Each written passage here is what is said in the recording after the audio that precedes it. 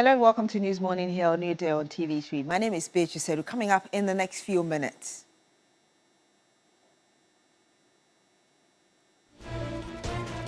Second time bomb as over half of tuberculosis cases in Ghana go undiagnosed annually.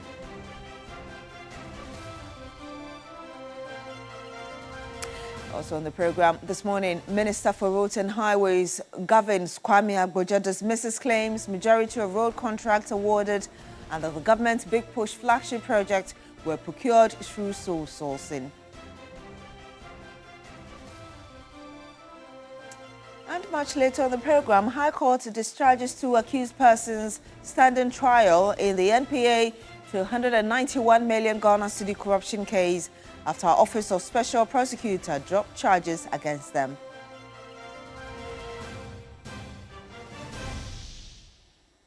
My name is Beatrice. Thank you very much for joining us on the program this morning. Now, two accused persons in the alleged 291 million Ghana cedi National Petroleum Authority corruption case have been discharged by the High Court after the Office of the Special Prosecutor dropped the charges against them.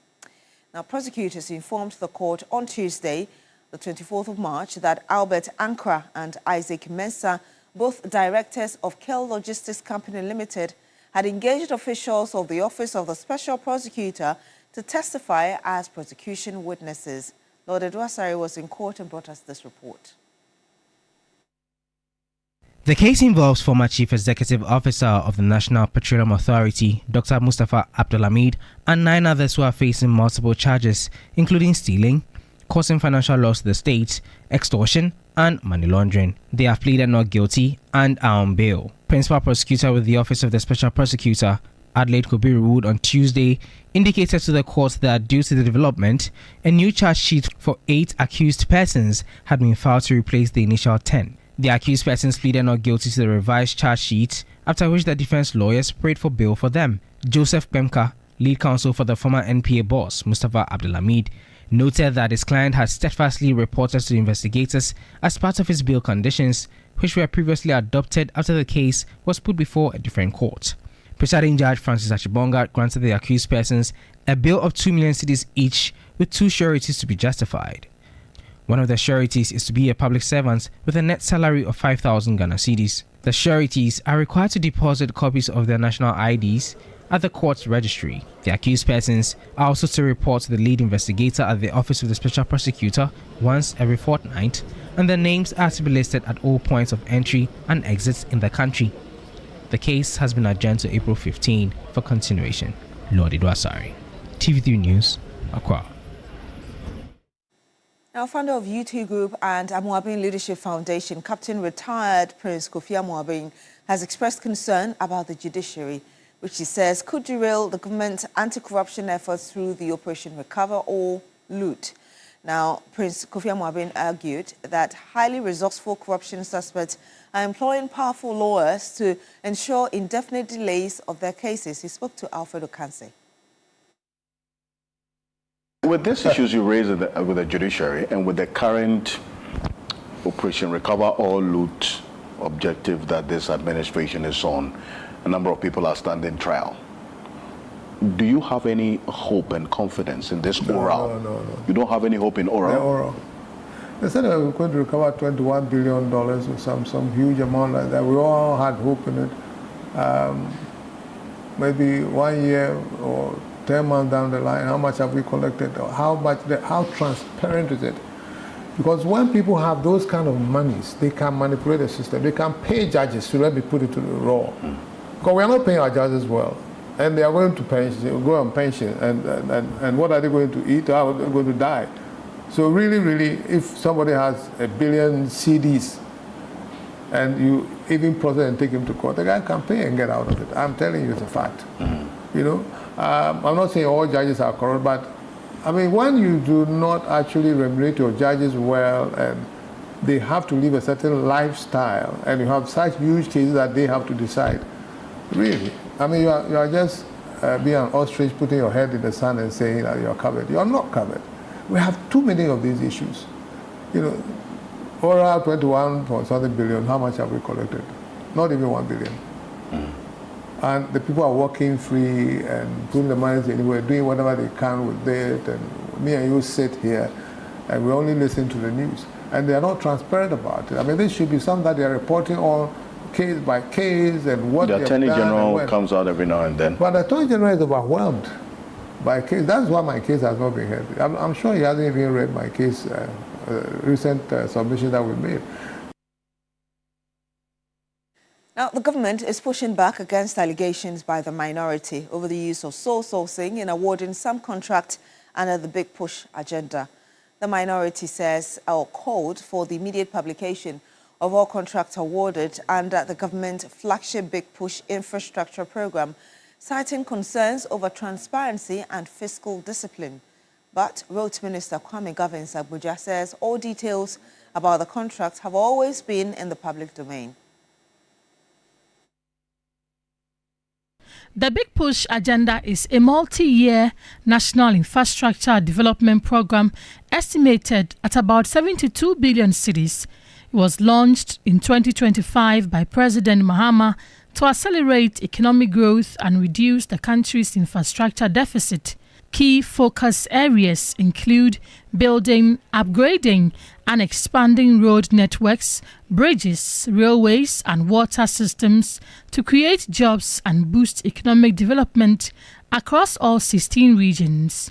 President Mahama, during the States of the Nation address, announced that 50 major road projects spanning 1,144 kilometers are currently underway at an estimated cost of 50 billion cedis. Addressing journalists in Parliament on Tuesday, March 24, the ranking member of the Roads and Transportation Committee, Kennedy Osenyako, demanded from the government details of all awarded contracts. We strongly believe that government must, as a matter of urgency, should publish the full details of this contract. This should include the identities of the contractors, the specific scope of work assigned to each contractor, and the unit cost per kilometer. This will give Ghanaians the opportunity to independently assess the policy and promote transparency in infrastructure delivery.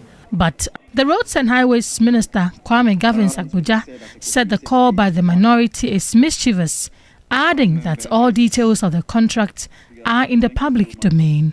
Sole sourcing even is acceptable if in situations where there is the need to extend the implementation of works which were previously competitively procured to speed up completion.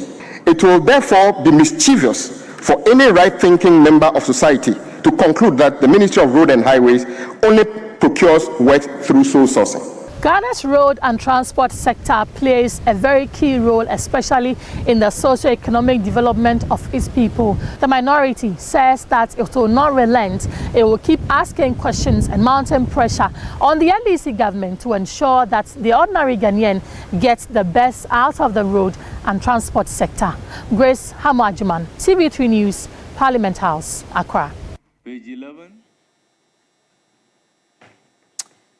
Some more here, and Bridget Abedu still recalls the moment a simple cough changed her life forever. What began as a mild irritation soon escalated into weeks of sleepless nights, chest pains, and extreme fatigue. Sarah Pinko reports that when she started coughing up blood, it became clear that the situation was far more serious. She was diagnosed with tuberculosis. Watch this. Ghana's battle against tuberculosis is far from over. According to the health authorities, the gap between actual cases and diagnosed ones remains alarming, with over 50% of those living with the disease walking through communities undetected. Experts point to resource challenges as a key driver of this diagnostic gap. Bernard Ziem is the program manager, National Tuberculosis Program. It is estimated that every year 44,000 new TB cases occur in Ghana. As we speak, the National TB Control Program is able to detect and report on 20,612 TB cases. And this is because of the resources and capacities we have currently. Beyond the numbers, the disease carries a heavy social burden. For many survivors, the battle does not end with treatment. Stigma follows. A teacher looked through my report and saw chronic disease stated in the report. He asked, and I said tuberculosis. That is when he said, not here. People stopped buying from my mother. Whispers and accusation followed. People claimed I had HIV. Others said I was cursed. Friends rejected me, even some health workers. After completing the grueling treatment, I thought the nightmare was over. But in 2019, when I tried to enter SHS with a medical report, they rejected me again. The government says it is taking concrete steps to close the detection gap. Authorities have procured equipment worth 30 million Ghana cedis as part of efforts to strengthen the country's diagnostic capacity. Professor Grace Ayensu Dankwa is Deputy Minister for Health. As part of the efforts to strengthen TB detection and diagnosis, government has invested in the procurement of 10 new AI-enabled digital X-ray systems, 15 new Gen Expert machines, together with the accessories to complement the existing diagnostic infrastructure across the country. World Health Organization country representative for Ghana, Dr. Fiona Braka, says equipment alone will not win the fight. Too often, families are devastated with financial consequences.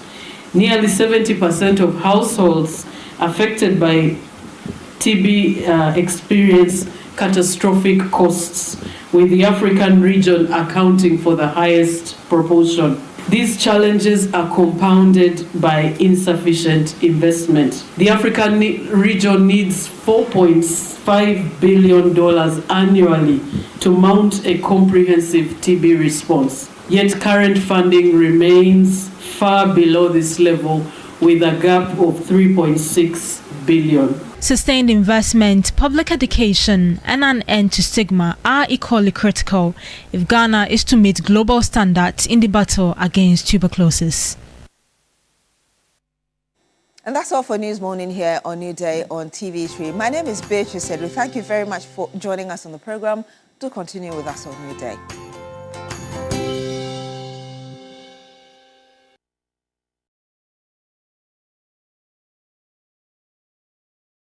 Life can be giving it to you whittle like that. And everything around you will be affected big time. Too many uncertainties and fears. But with the right partner,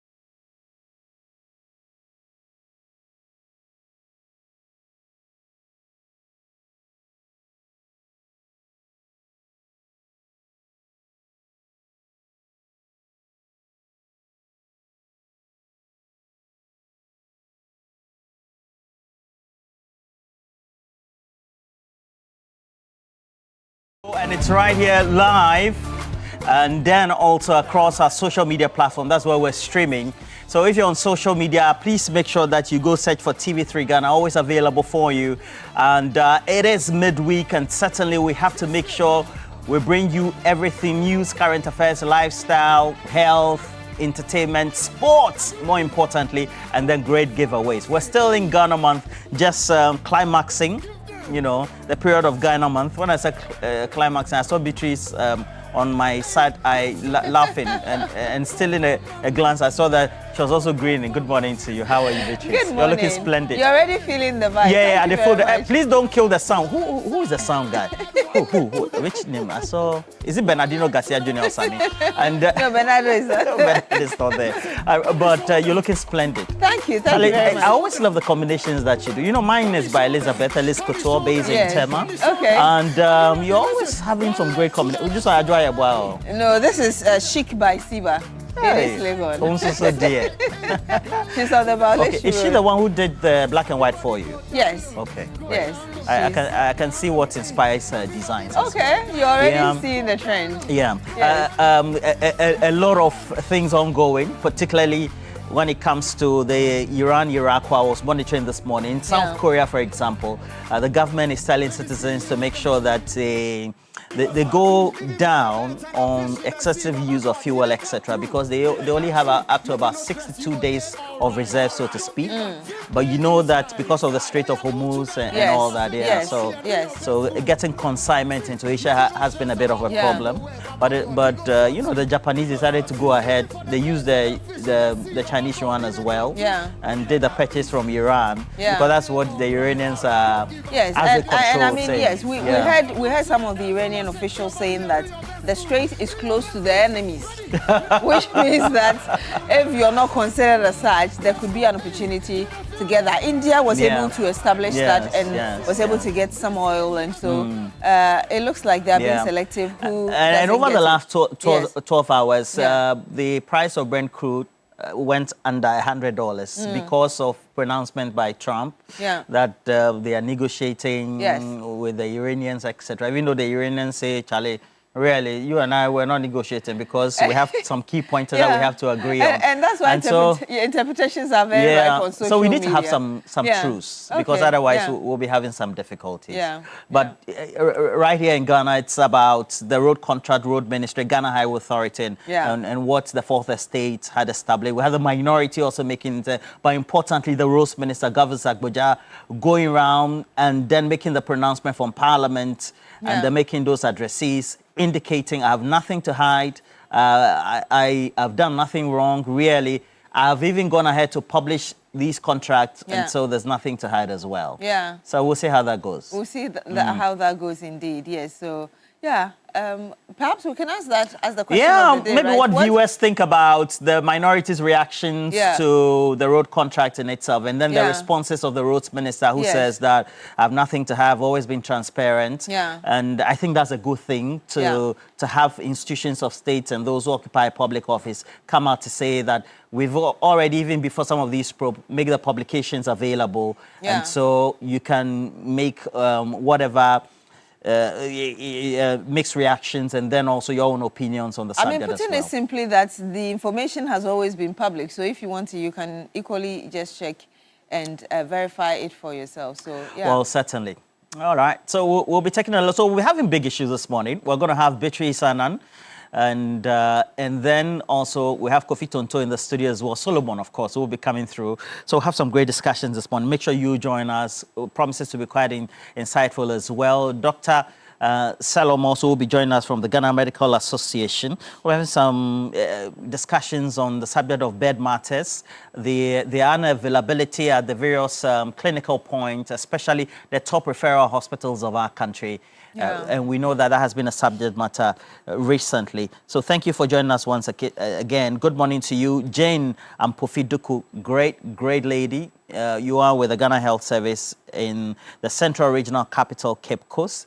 And then also Pai Fianku works with engineers and planners, and all those who tend to work with engineers and planners, whether it's Alhaji Nuruddin, the main stables of Ibrahim Muhammad, the business mogul who leads engineers and planners, and then everybody else. We say that good morning to you. Lydia Nyabo of the Ghana National Association of Teachers, and then Anna of Ijuma Kongesti, JHS as well. Good morning to you and everybody else watching us this morning. We're grateful that you've joined us. Promises to be quite an exciting and educative morning for all of us. So, our question of the day. Yes, our question of the day. What do you make of the minorities' claims and, of course, the response of the Minister, Kwame Gavins Abuja, as regards road contracts and whether or not all of them, as we've seen, based on the publication, were passed through sole sourcing and really the information on it. The Minister is saying that it's already public and so the minority doesn't seem to have a case.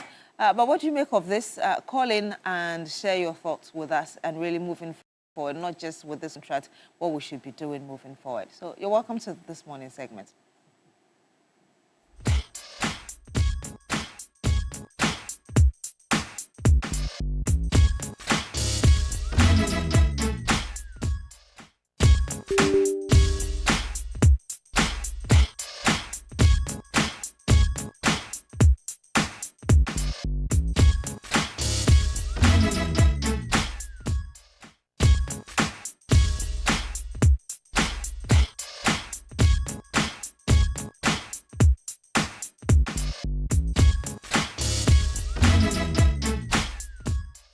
Believe that government must, as a matter of urgency, should publish the full details of this contract. This should include the identities of the contractors, the specific scope of work assigned to each contractor, and the unit cost per kilometer. This will give Ghanaians the opportunity to independently assess the policy and promote transparency in infrastructure delivery. But the Roads and Highways Minister, Kwame Gavins Abuja, said the call by the minority is mischievous, adding that all details of the contract are in the public domain. Sole sourcing even is acceptable if in situations where there is the need to extend the implementation of works which were previously competitively procured to speed up completion. It will therefore be mischievous for any right-thinking member of society to conclude that the Ministry of Road and Highways only procures work through sole source. And you just watched a representative of the minority in Parliament making that claim, and of course the Roads Minister, Kwame Gavins Abuja, also responding to it equally on the floor of Parliament. We did tell you that we're throwing this to you, what you make of the allegation and the subsequent response. We do have our first caller, I believe, on the line. Good morning to you, sir. Thank you so much for joining us. Please tell us your name, where you're calling us from. Yeah, good morning. My name is Peter T. Oh, Peter T. Hello, Peter T. How are you today? I'm good. How are you too? Yeah, great. Thank you for asking. Please share with us, what's your thoughts on this minority? Roland, good morning. Alaji, how are you? I'm fine. How are you too? Chaladeo. Yeah, I know you did. What about Cookie T? Cookie T is on a break. She's taking part of her annual leave. And now it's also on break. She's not coming today and tomorrow. Oh, okay.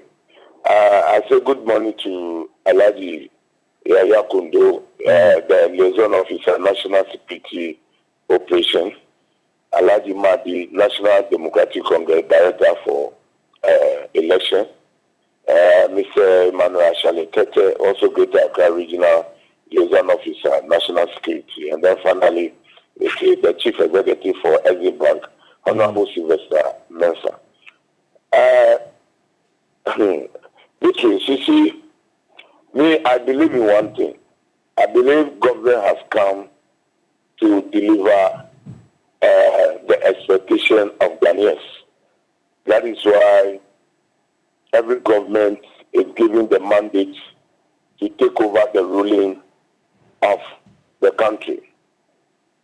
So I believe that we all know that enforcement of any law, be it legal or illegal, is a responsibility of government. So the opposition today, that is NPP in opposition, are making a whole noise about sole sourcing, government contract, going here and going there. But you see, they are forgetting about one thing. Because every little agenda of government, opposition, affiliate and co have to come out and then make the thing look like it is a new development that Ghana is practicing or this government is practicing. What if government has decided to take the law into its own hand? What about that? Today, every community or every area of Ghana as a whole is suffering about road network. Look at even when you are traveling from here to Winneba here. Look at the road.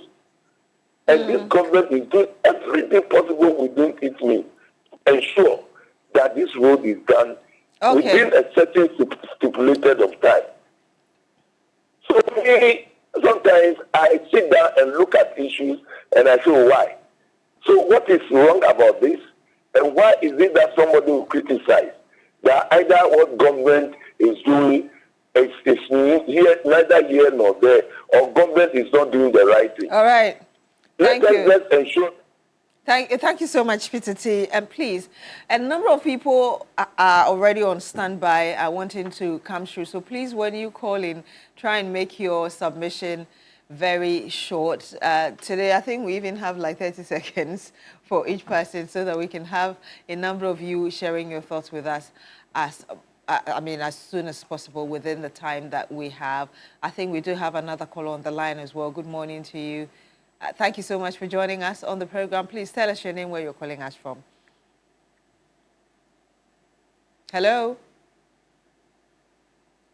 Hello? Okay, it looks like we've lost this person on the line, but like I did say, please, when you call in, try and give us your submission in a minute or less. Okay, I think we still do have the person on the line. Good morning. Hello? Yes, sir. You sound very far away. Yes, you sound very far away from the phone. Good morning to you. Please tell us your name. This is Prof. Zach, calling from Bolgatanga. Bolga, okay, please draw a bit closer to the phone. Please share your thoughts with us. Yes, good morning to you and to your charity listeners. And also good morning to Roland in your studio. In fact, I'm so surprised about the conduct of even the minority members as well as even the fourth estate in particular. I'm so appalled with their revelation trying to make it as if there's something fishy about what the government is doing. When in the actual fact, there's nothing untoward that has been done. First, they started with an impression that as if what the Minister of Roads is doing amounts to a scandal. Unfortunately, there's nothing of that sort in place. You see, when we do this, actually we are hurting our country. We are trying to tarnish the image of the minister, when in actual fact, he's trying all his possible best to make sure that all the deplorable roads are being done with immediate effect. Imagine the Ofanko, Amasaman, Pokwasi Road. Look at what is happening. Look at the demonstration that was going on and on. So we should wait so that we follow all those competitive bidding, which will even take us more than 2 years or 1 year for it to be fixed. Is that what we are saying? Is that what we are saying? These major roads that we are even talking about is of emergency in nature. And there's a need for us to make sure that the government is proactive to deal with it immediately. And that is what the minister has done. And what is wrong with that? What is wrong with all these things? I beg the minority. I beg them. If they can't help the government to make sure that they fix our roads, the best they can do is to not keep quiet. The cacophony is too much. They are making a lot of noise. Who doesn't even have their party in place? I beg them. They should support the government. They should make sure that all the minister is doing, they should make sure that they help him so that he will do the right thing, rather than making noise. Thank you. Thank you. Thank you so much for calling in from Bolga. Obviously disagreeing with the minority and the stance of members. Well, so social media also will give you a certain gauge of where the pendulum is swinging to mainly. Yeah. And if you do an assessment, you find that quite mixed reactions to this as well. Yes. And others say it's much to do about nothing. Others say, especially on the other side of the political divide in the opposition, they say there's something to look into. Yeah. But when it comes to construction, you also have to look at what the numbers are, especially the location or the project areas, because sometimes the construction in itself for two items are not the same. Yeah. So you may be doing the same type of road, but the depth of the road and the materials that will have to go in at the base and the sub-base will be different, because sometimes you have to put in boulders, and so boulders just make the big rocks, etc. Yes. And then in some other areas, the topography of the area is so good, and so you don't have to invest a lot when it comes to the sub-base materials and then also the base materials as well. So I guess everybody has an opinion. Of course, Ghana, I mean, we have a freedom of speech, so everybody's talking, but the reactions also just lay credence. I mean, as the to important thing opinions. is that whatever opinion you're giving is based on facts, really, not just talking because of politics. But we do have Mejina on the line. Good morning to you, Mejina. Good morning, ladies and gentlemen. How are you? We're doing well. How are you? Oh, by the grace. You know what? In Akan Palace, they say, "Okura ba ya de se denkura enyofe." Meaning, whatever your opponent does, it will never pleases you. And I think that MPP, instead of sitting down and look back and do their correction well, they are rather muddying the waters. They are provoking the society. I am in Sunyani, Bono region. We have terrible roads. A road like Brikum to Sampa, very terrible. Every government comes and they neglect that road. And today, machines are on the road, heavily working on it.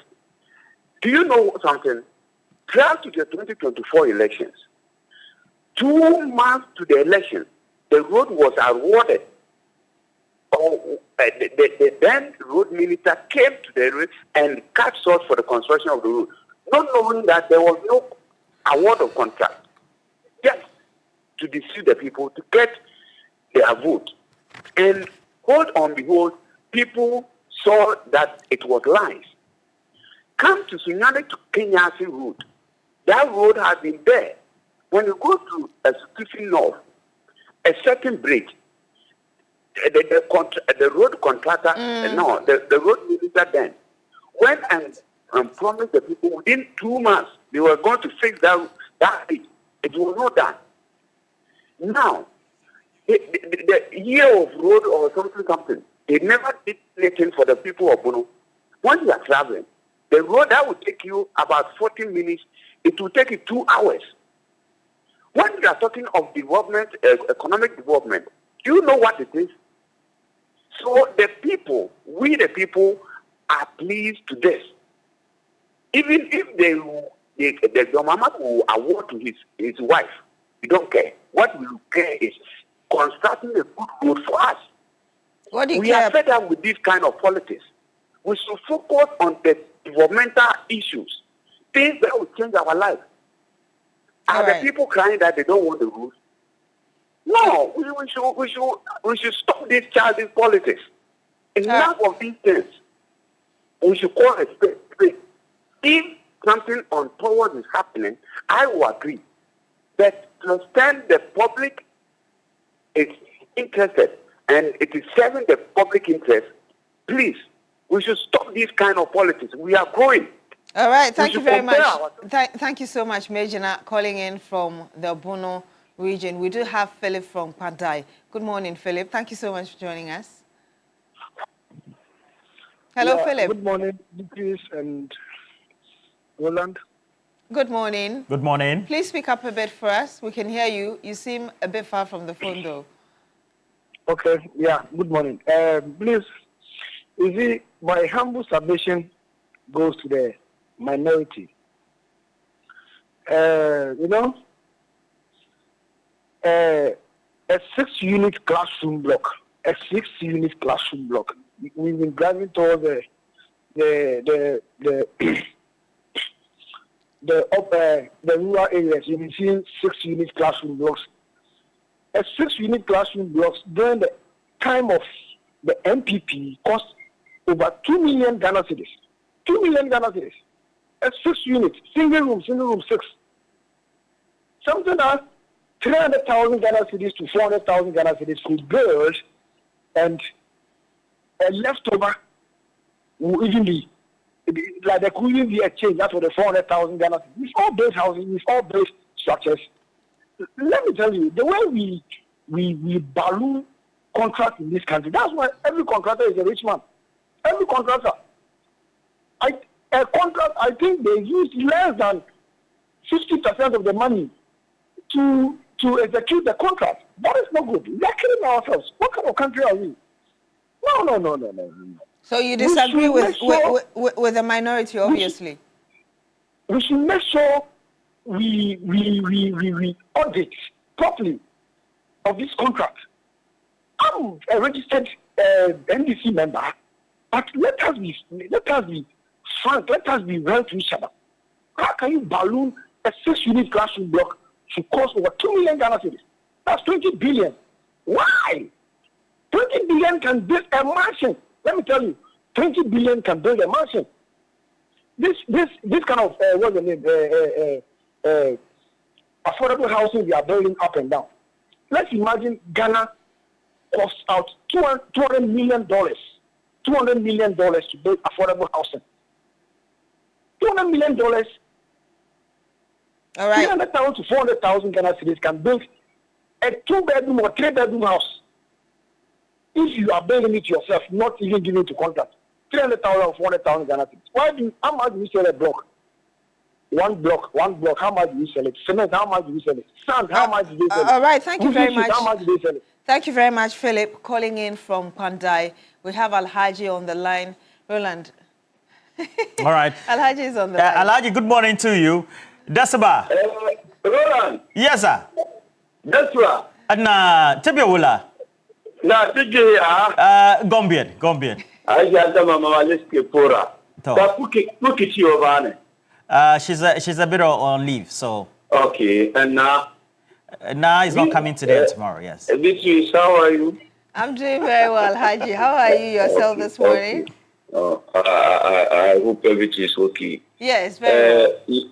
Let me send my question to Shemi Mamusle and his Alaja Dasan and Ajaladi Ayamba and Municipal Chief Executive for Safulu, MP for Pusiga.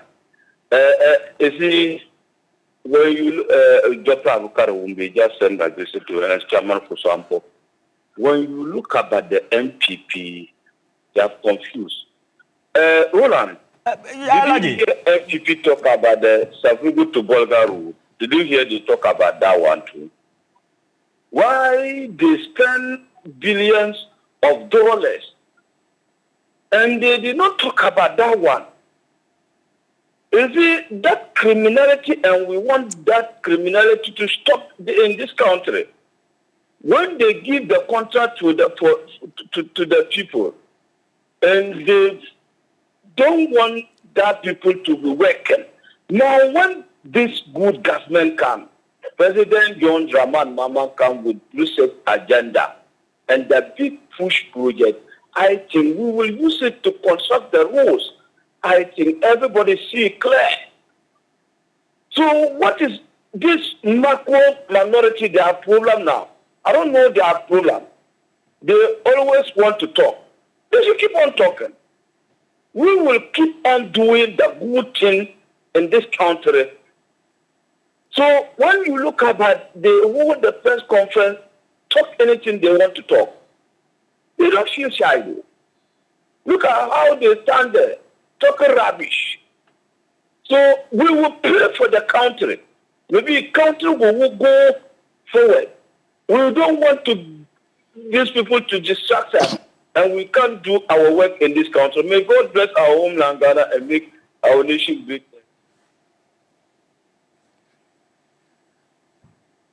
All right. Well, thank you very much, Alhaji, for those comments as well. We still have the phone lines opened, but you're also sending comments. And as and when we have the time, we'll read a couple of comments for you. A number of individuals watching. I'm saying good morning to you. Dr. Kofi Anochi of KAOD Consult. Good morning to you. Great guy. So we have a couple of comments we'll read through. And this one is coming from Alhaji Jibril and says good morning to Edmond Combat of the Tema Oil Refinery, as well as Alhaji Usman Razak, who is the National Security Coordinator. Comments include, tell the minority to shut up, that no matter how the cow grows lean, he will not be a goat. What does that mean? And then we have another coming from Oseboaten, who says that we need to look at the figures and then also comprehensively analyze them based on the work being done. I'm just happy that projects are ongoing across the country, and that's the most important thing. Foremostly, accountability is critical in all spheres of our endeavor, so we can always do better if the need arises. Yeah, there's Mustafa Loa Manyakrobo. He says, sole sourcing is legal until you raise issues about value for money and conflict of interest on the contract. Sole sourcing doesn't amount to corruption. The big push has come to stay. My regards to Dr. Winfred Ba. And I'll read this before we pick our next caller. And this is coming from... Okay, it says the minority should just relax and accept how Ghanaian politics has evolved since the 2024 elections. This administration is actually delivering results while demonstrating real accountability by making contracts and important documents publicly available online for everyone to see. Yet, the minority keeps picking up things that are already online and raising unnecessary alarm as if they've discovered something new. Instead, they should be more concerned about the latest Global Info Analytics survey, which shows that their party has lost its appeal among the youth, largely because of their own behavior. And I believe this is coming from Prince Henry Kofu. Actually, it's actually Prince Nanaya York. We do have another caller on the line. Good morning. He's calling us from Accra. Yes, sir. Good morning. Good morning, sir. Please tell us your name. Yeah, my name is Robert. I'm calling from Accra. Robert, thank you for joining us on the show. Yes, I want to contribute to the program.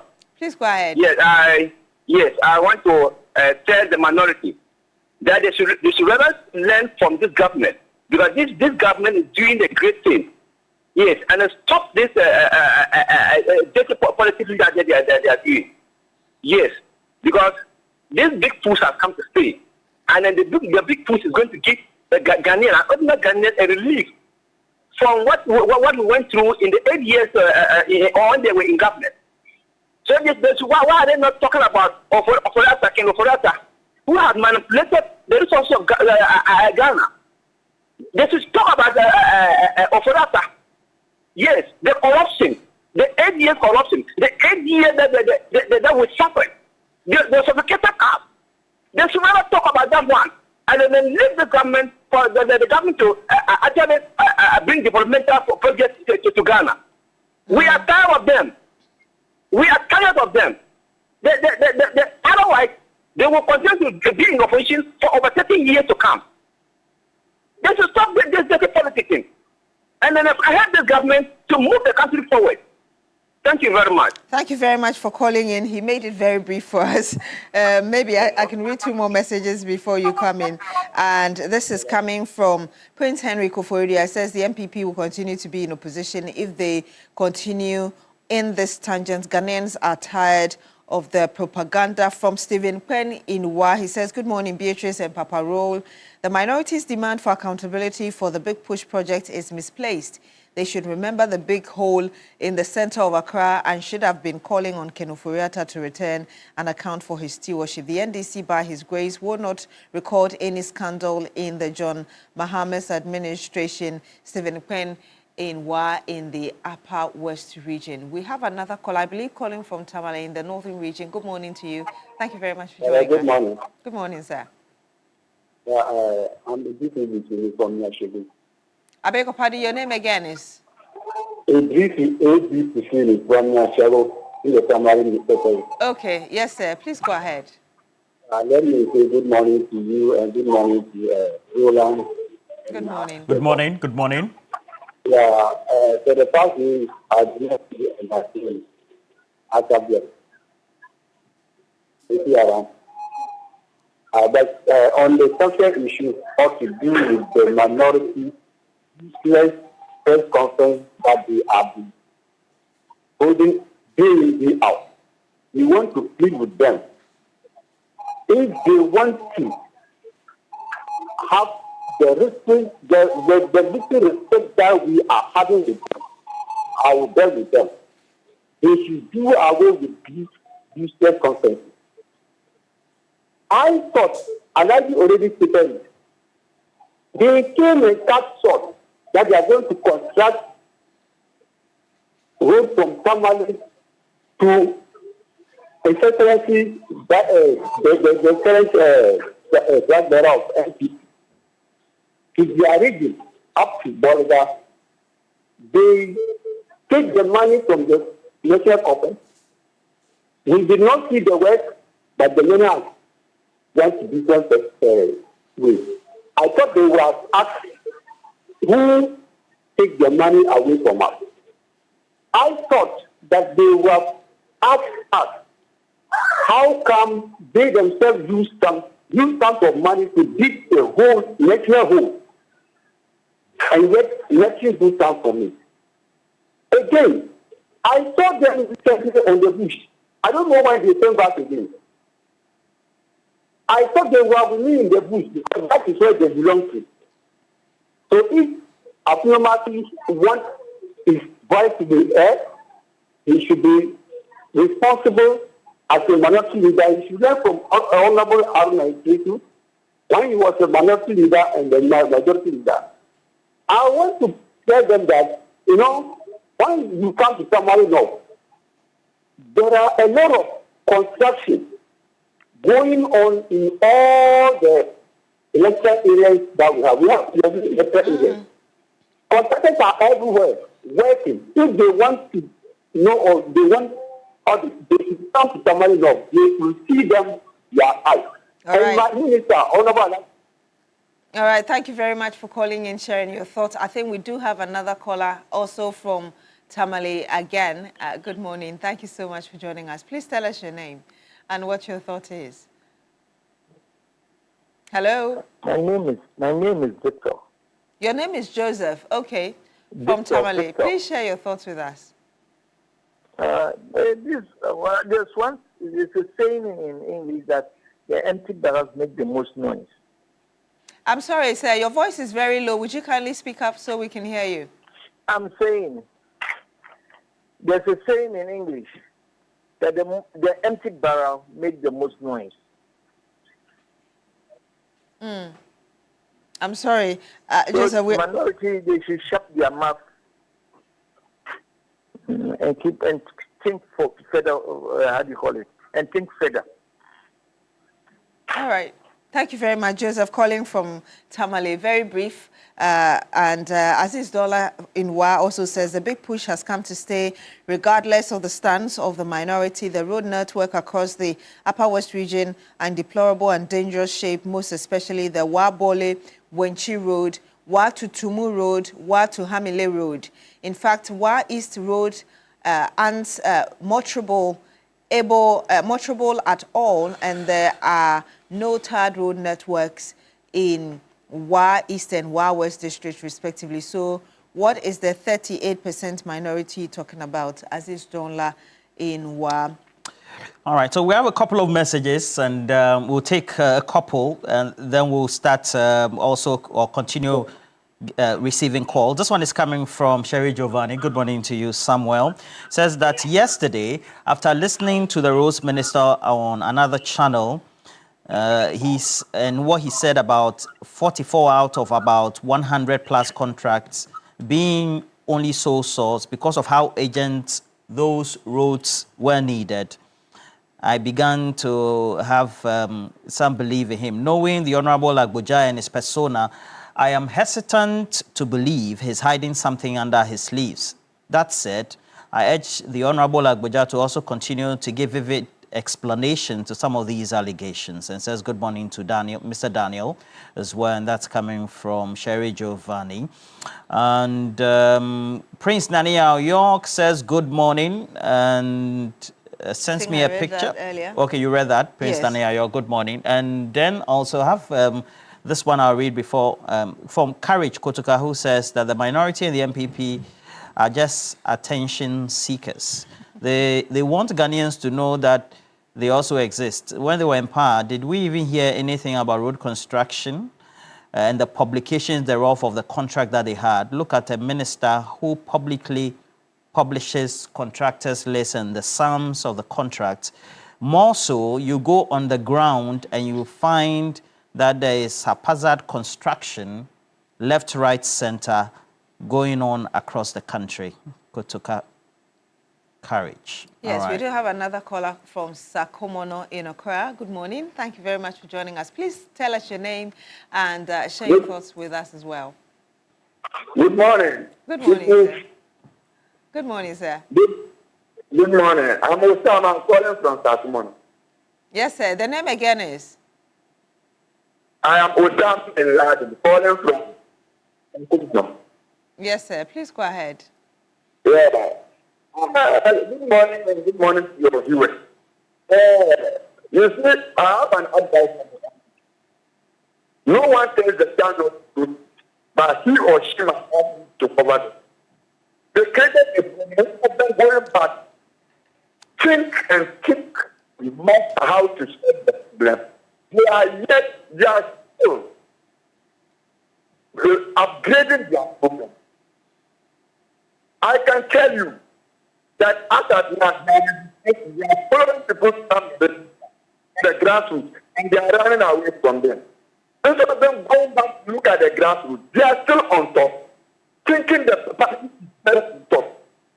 Every party is about the grassroots, and people have lost touch with their grassroots. Up to date, they have not had the hope of their grassroots, and they are here creating more problems. Look, until I don't know how nothing is changed as monopoly, and people will always do that things like a comfort ball. It is very bad. It is bad for the participants. Let me see a vibrant opposition so that they can put their foot to work for the country. But if they keep up behaving like comfort ball, I don't think this country will have a good opposition. And the government is still swearing head. This is what we don't. Because this country needs the moving and to grow. All right.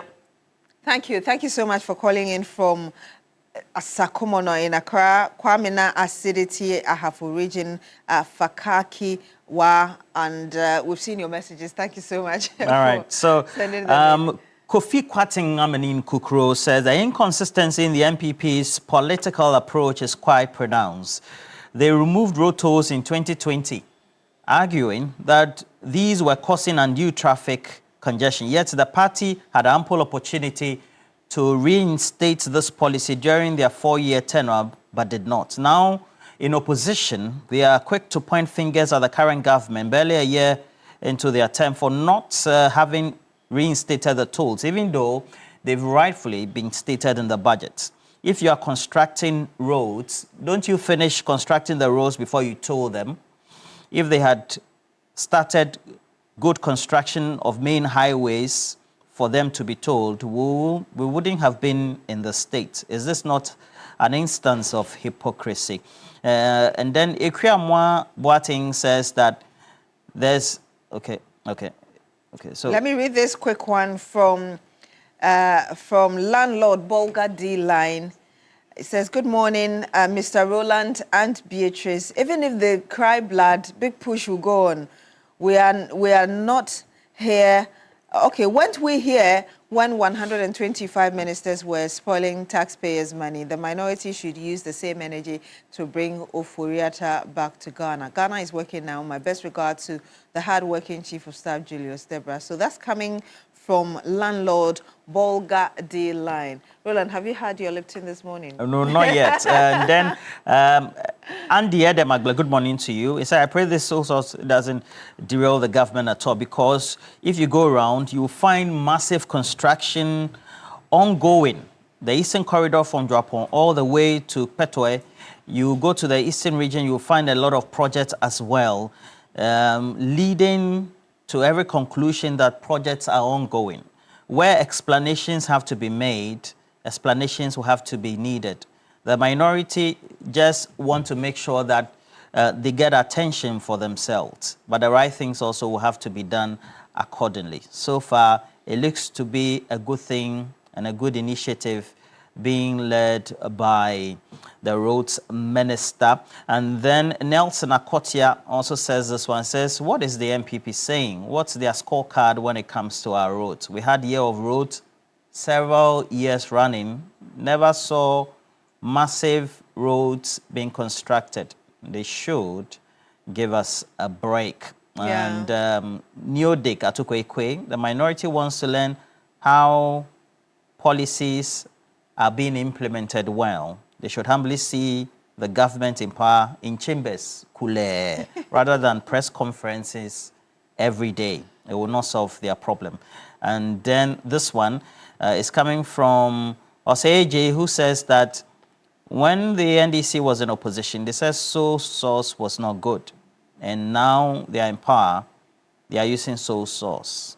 And that's the contention for the minority. Nobody is complaining about construction works. It's about their words in opposition and their position being upheld while in power. That's the center of the argument, you say. Yeah. You know, during the Ramadan, all of us were enjoying the Lipton. Yes. Gathering family, especially for our Muslim brothers and sisters, and ensuring that they were enjoying iftar. But now Ramadan is over, but we are still enjoying the yellow label. And so if you have Lipton in your home or you're yet to grab one, you go for one, and it's always the original taste. Ensure that you're sharing love with families and, of course, sharing meals together with Lipton. You're still here on New Day on TV3. When we come back, we'll bring you the big issue plus some more. Do stay with us.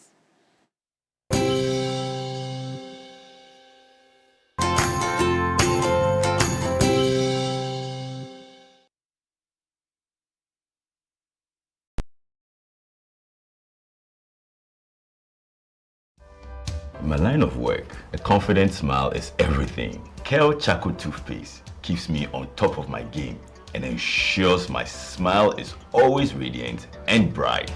With the tiring nature of my job, we spend several hours under the scorching sun. To keep our teeth white and our breath fresh all the time, we use none other than Kale Charcoal Toothpaste. Kale Charcoal Toothpaste. You're on a Kessie and in a kit one. Samayo kendini ehu behia se metwa sapapadia to ama me manfo Kale Charcoal's natural ingredients eno ene bɔ me se ho ban e ma ne sren ne sanso mama hotoso e wo bedwam. Kale Charcoal Toothpaste. Choose Kale Charcoal Toothpaste for anti-cavity, whiter teeth and fresher breath all day. Available in 80 gram and 150 gram. Grab yours today. Kale, happy smile. This advert is FDA approved. Ready for school? Yes! My champs, they use a lot of energy at school. I know because imagine the energy they may have used up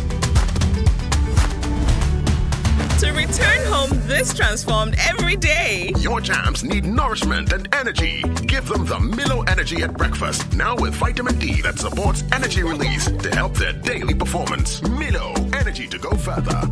This advert is FDA approved. Ghana fie biemu emunye duane kek eye busia enije ne nkabom me Ghana ni mapa a me fa medwuma ni agro kra me do sultana rice ye pa eyiyi mako edamufua na ne denso de wo be die di biem e wonua sultana rice o jollof no e be jollof o fried rice ne die apebi e be fried rice yankasa sultana rice eye kewa kraki wona no besafo na mbayifo kanfo sultana vietnamese rice mo biaro oye mu bia nanu se yedo oyi koko o mesibani biara ne daw o danso ayama emafra empanifo abatampa ani obiara sultana rice eye de papa tai de Vietnamese my nyina anusio yede ubedi afili ye was sultana Thai ni Vietnamese FDA adi gradient criteria.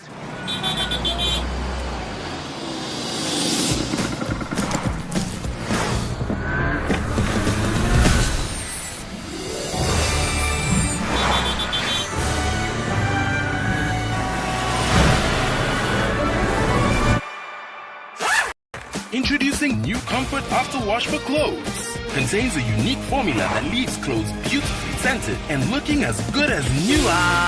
Madam, Rachel.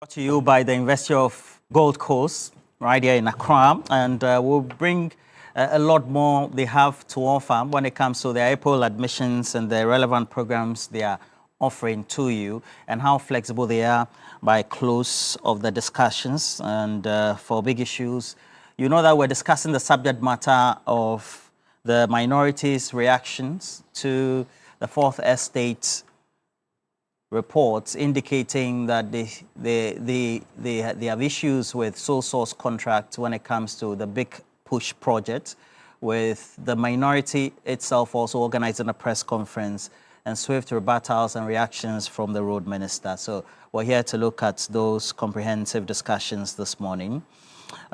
Importantly also, we'll try and wrap up with some key conversations thereof. And we all welcome all of you who are watching us, particularly for those who are across social media are watching us. It's always a delight and a pleasure to have all of you watching us. And that said, let me say good morning to a number of you already. And Newday Gatukwe Kwe, you say that your daughter is celebrating the birthday this morning, and so happy birthday to you as well. Prince Daniel York, you're watching us from the UK. Kwesi Mensah is in the US, and all of you were grateful. Obrin Ponkaba, as well as all those who are watching this morning. David Pamford, I see you as well. But make sure you share the stream. Let's have some great conversations. And I have here with me Beatrice Anamfio. It's been a while. Now sparsely comes to our studios, but no problem. It's been a while I've had a conversation. Good morning, Beatrice. How are you? Good morning to you. The emergency has brought you to the theater. Oh, no, that's not the reason I'm here. I think you know I lost my dad early this year. So you've been in a morning mood. Yes, I've been out of touch a bit. So that's not, but I'm happy to be here as always. And you'll be seeing me often. Good to have you. And then Kofi Tonto also is a Kofi. Good morning to you. Good morning. How's Dr. Mahmoud Obaumia? He's doing well. Great. Rhoda, you know, before you introduce him, I want to ask how many aides does Dr. Baumia have? Because he appears every former appointee is an aide. I saw on the flyer that Kofi Tonto is an aide to Baumia, and even spokesperson. I have been an aide to Dr. Baumia since 2023. Because I know like 18. Well, you saw 18 or you know 18? Almost every MPP communicator now is an aide to Baumia, like all former appointees. Who else have you? Oh, plenty. I'm even surprised. Plenty. Well, listen. I'm just wondering. There is nothing wrong. So then what's your problem? No, there is nothing wrong. Maybe they are 18, they are 22, they are 30. You know, I can maybe guide us as to the number of ministers you have in future. Beatrice is in government, but hasn't stopped the mischief. And then Nane Jamra is watching us from Rostov, Russia, and then attaches the Russian flag as well. Good to have you on board always. Samuel Ahinsa, Justice Anaba, good morning. And then I have my friend who lives in Finland, Justice Neil Date Mills. Good morning to you as well, watching us. And Director of Communications, United Party. He's also an entrepreneur. Good morning to you. Good morning, Chairman Robert. of the Common Sense family. How are you, Solo? You've been monitoring all the issues, right? We'll talk about the roads. It's very serious, though. But the president had, because of LGBT stance and the position he holds, and his government as well, had his PhD honorary. Yes. Conferment withdrawn by the Lincoln University. Quite an interesting. No, but I mean, if you are not going to allow men to sleep with fellow men and you will not give a degree, the president must come. I'll find one for him. Because the Lincoln University must be told in the face that not today, tomorrow, or in perpetuity are we going to allow Trumu in this country. But they said that, you know, we have lobbies and... Who are the lobbies? The international community really also frowns on governments and individuals who tend to hold very strong positions on the side. That is our position. Even in the States, even in the US, how many of the states allow that?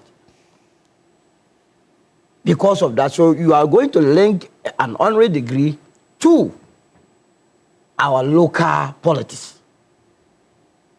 What is that degree going to do to this country? Honorary or PhD? PhD. Oh, my goodness. Well, when the president comes, you organize one for him.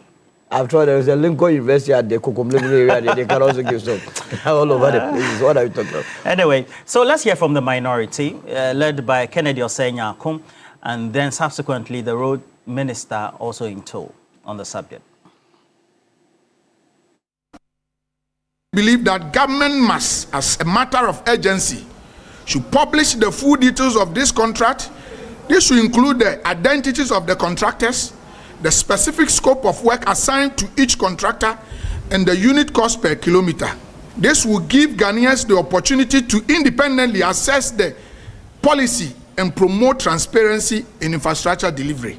But the road sole sourcing even is acceptable if in situations where there is the need to extend the implementation of works which were previously competitively procured to speed up completion.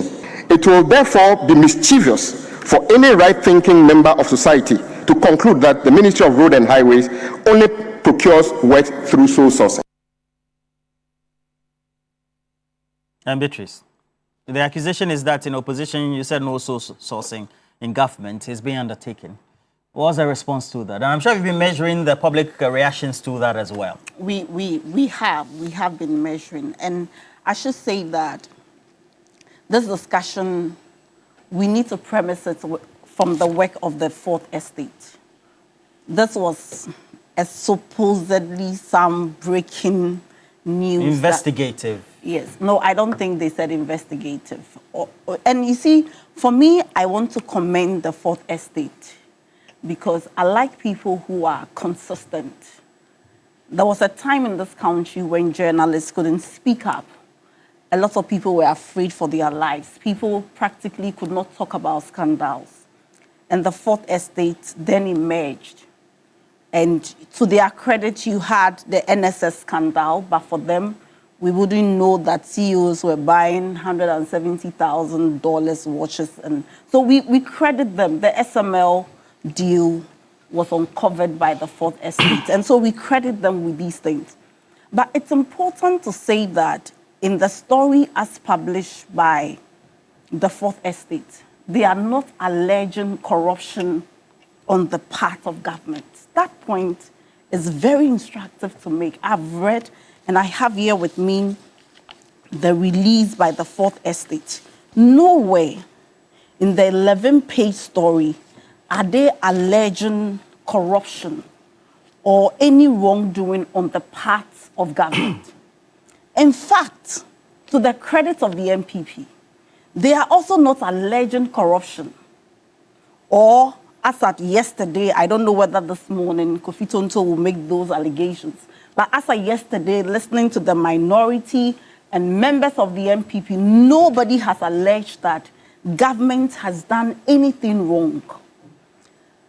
What the MPP and many people are saying is that the NDC spoke against sole sourcing. And so why have you come to use that method in your procurement? I think that is the point. And I want to start this discussion on that premise so that we are all on the same page and we don't muddy the waters as if some corruption or some scandal has been discovered. That is not the case. Now, the NDC did not just say that single sourcing as a form of procurement was bad. If it was bad in the past, it is bad now. We cannot all of a sudden change our position. We are a political party with principles.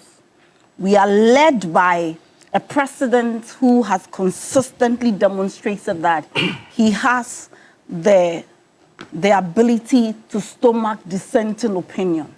What was the NDC's position when we were in power? And I've seen yesterday on there are videos of in fact, the current president in opposition. My own video as well as has come out, snipers of the NDC manifesto. Yes, yes. So what was the NDC's position?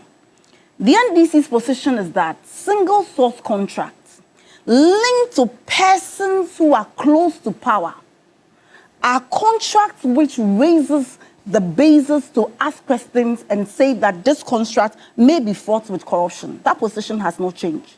The NDC's position is that single source contracts, which are inflated above the market's value, are things that we need to question. And I have here with me a press conference addressed by Sami Jenfi on August 2024, on the issue of single source contracts.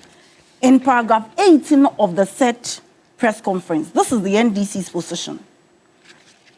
Indeed, paragraph 65 of the performance audit report by the Auditor General on the construction of cocoa roads revealed that Cocoa Board did not rigorously analyze its procurement options for value for money, but sought approval from PPA for single sourcing and restricted tendering, thus procuring the contracts which were 3 times more expensive than it could have been obtained through competitive tendering. This was the position of the NDC. That's the position? Yes. You listen and watch this, the inserts that I imagine now. So we are saying that. It says the NDC is against when you sole source contract. When you resort to single source as your major means of procurement, there is no evidence for value for money. So that was one position we made, and we should not, we will not be seen to be changing it. In the fourth estate, what they call expose, which is not an expose really, they never alleged that the market value of these contracts were above the contract sum awarded. In fact, the MPP has not made that argument as well. So the NDC's position has not changed. Now, it is true that the NDC, while in power, called out the MPP for single source contracts. What were some of the things we called them out on? It was the ambulance spare parts contract, which was awarded to persons close to the president's daughter then. And we said at the time when the company had not even been formed. So we said that this raises issues of corruption. The Sunyani Rehabilitation Phase 1, awarded to a company called Resource Access Limited, close or associated with the brother of the vice president. That position cannot change merely because we are in power. Again, the cocoa roads, which I have told you that the Auditor General, then appointed by Nanado himself, said that Cocoa Board did not do a rigorous examination. We are not talking about the same things. If you are saying, and I mean, this is a conversation that we can be having within the bigger context and say that we think that you should have used it. But let me show you why the government sought to use single source contracts for these things. One, the big push is a special project, not like what the MPP will question construction of year of roads. The big push is not a government that merely wants to construct roads. The big push is a policy decision of this government to expand this country into what we call 12 economic zones. 12 economic zones? 12 economic zones. So they are not merely roads being constructed in just communities. They are roads being constructed to link regional capitals to one another for the purposes of boosting agriculture. We have been in this country, and for the longest time, we have been saying that food is being imported. Tomato, yesterday or this week, we were discussing the Burkina Faso issues. Why? One of the major issues are the road networks from our farm gates to the market. And so the big push is a policy position that the government took and said that let's link these 12 areas that we have classified as economic zones together. Now, if we were to go through competitive tendering, it would take approximately between 12 to 18 months to even get a contract awarded. In fact, to evidence this assertion, if you recall, the NDC in the 2025 budget said that we were going to restore road toll. Do you know that the system is going through a competitive tendering? Still? And for 7 months. Because that has delayed. Yes, for 7 months. It's going through the processes. Yesterday, I had the minority holding a press conference on it and saying that, for 1 year, we haven't heard of anything on the road toll. Because for 7 months, it's been going through competitive tendering. And that is why we haven't been able to award the contract. Now, this is the issue. We must begin to ask that when we zone these areas, what was the aim? The aim of the president is that within a space of 18 to 24 months, Ghanaians should have some tangible roads. And so We needed to do that, one, by empowering local contractors. How many times have we not spoken about everything in this country being owned by foreigners? How many times have we not said that foreigners do not, have practically hijacked our country? Just last month, there was a discussion on China Mall and other people to make sure that you empower local contractors? Local companies. So unless the argument is that there is some wrongdoing somewhere, that there is some act of corruption, that these contractors are somehow linked to the families of these people, then I think that we ought to elevate the discussion a bit. Now, it's important to also say that beyond even empowering the local contractors, you will recall that when the NDC came into power, in fact, less than a month after the NDC came into power, many communities went on rampage, saying that their road networks were bad. I will give you the example of Pokwase-Masaman Road, which the MPP started. People were on the neck of this government and said, we want it finished. Do you think that if we were going through competitive tendering, that contract could have been novated and renegotiated for work to progress? That's by Maripoma. Yes, for work to progress the way it's progressing. And so while we hear the feedback, we in the NDC will not take the posturing of the MPP that anytime people raise issues in your government, you just rubbish them. No. We understand that as a government, we have an obligation to bring the facts to the people. We understand that as a government, when people ask legitimate questions, and rightly so, they owe it, we owe it a duty to them to respond to these things. And that's exactly what we are doing.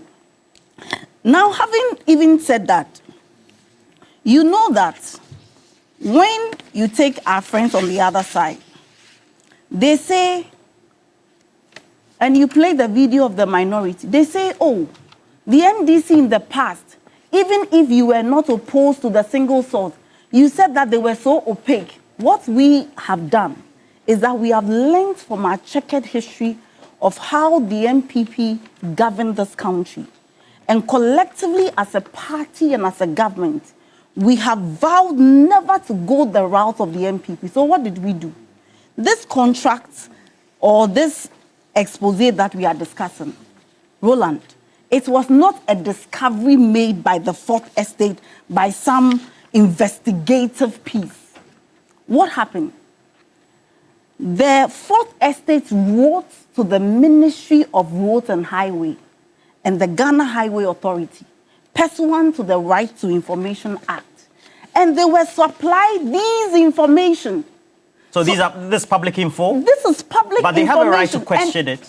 And rightly so, they have a right to question. Nobody should take away their right.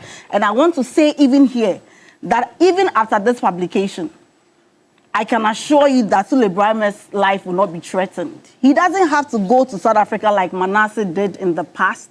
His family doesn't have to live in fear like the families of Ahmed Swale. We are here to engage, to listen to different perspectives. We are here, and I would wish that if there are, anything that he wants to draw government's attention to in these contracts, we are welcoming. But let me say that 23, do you know 23? The figure 23? Yes, 23.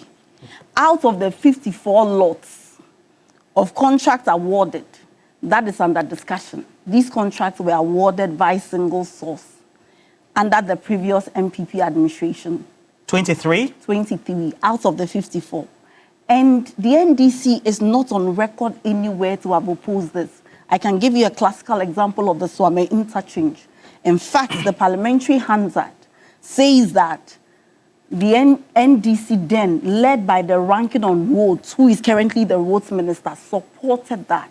So let's not mix the issue merely because we called out government for their corrupt acts, which were shrouded in single source contracts. We should not come to the conclusion that, the NDC said all single source contracts were wrong.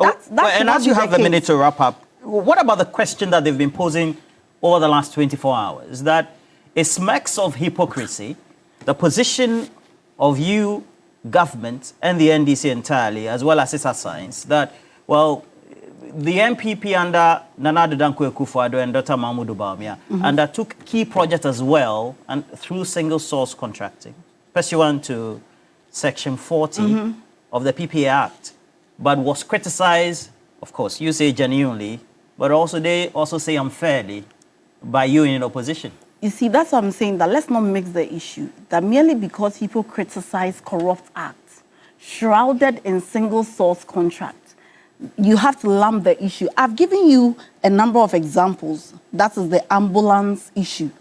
The National Cathedral, where David Ajayi is a close associate of Gabi. Single source. The rehabilitation of the Sunyani Airport and all that.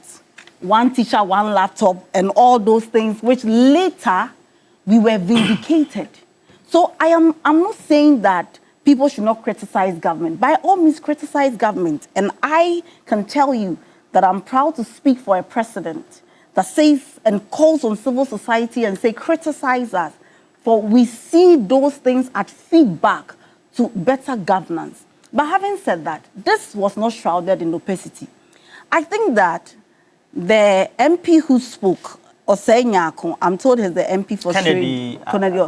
I think he has to get his research assistants to get to work for him. No, you can't say. He's been a long-standing member of Parliament, respectfully. No, there's nothing disrespectful about this. I mean, he has to get his because... What's your point? At the time of holding the press conference and saying that government should make the details of these contracts available, these contracts were already on the website of the Ministry of Roads and Highways. So a simple Google search would have shown it. Let me conclude and wrap up my first round of submission before I rebut by saying that the NDC is committed to bringing some new standards in governance. The NDC would not see criticisms and feedback as something that people merely want us bad. The citizens want road. They are in a hurry. Indeed, people have the right to legitimately ask whether this is the method, however legal it is for you to procure this. But in the absence of corruption, in the absence of anything to show that the value of the contract is inflated, I think that what we should be doing is to commend His Excellency the President for this vision. That for a long time, somebody says that let's zone our country into 12 economic zones.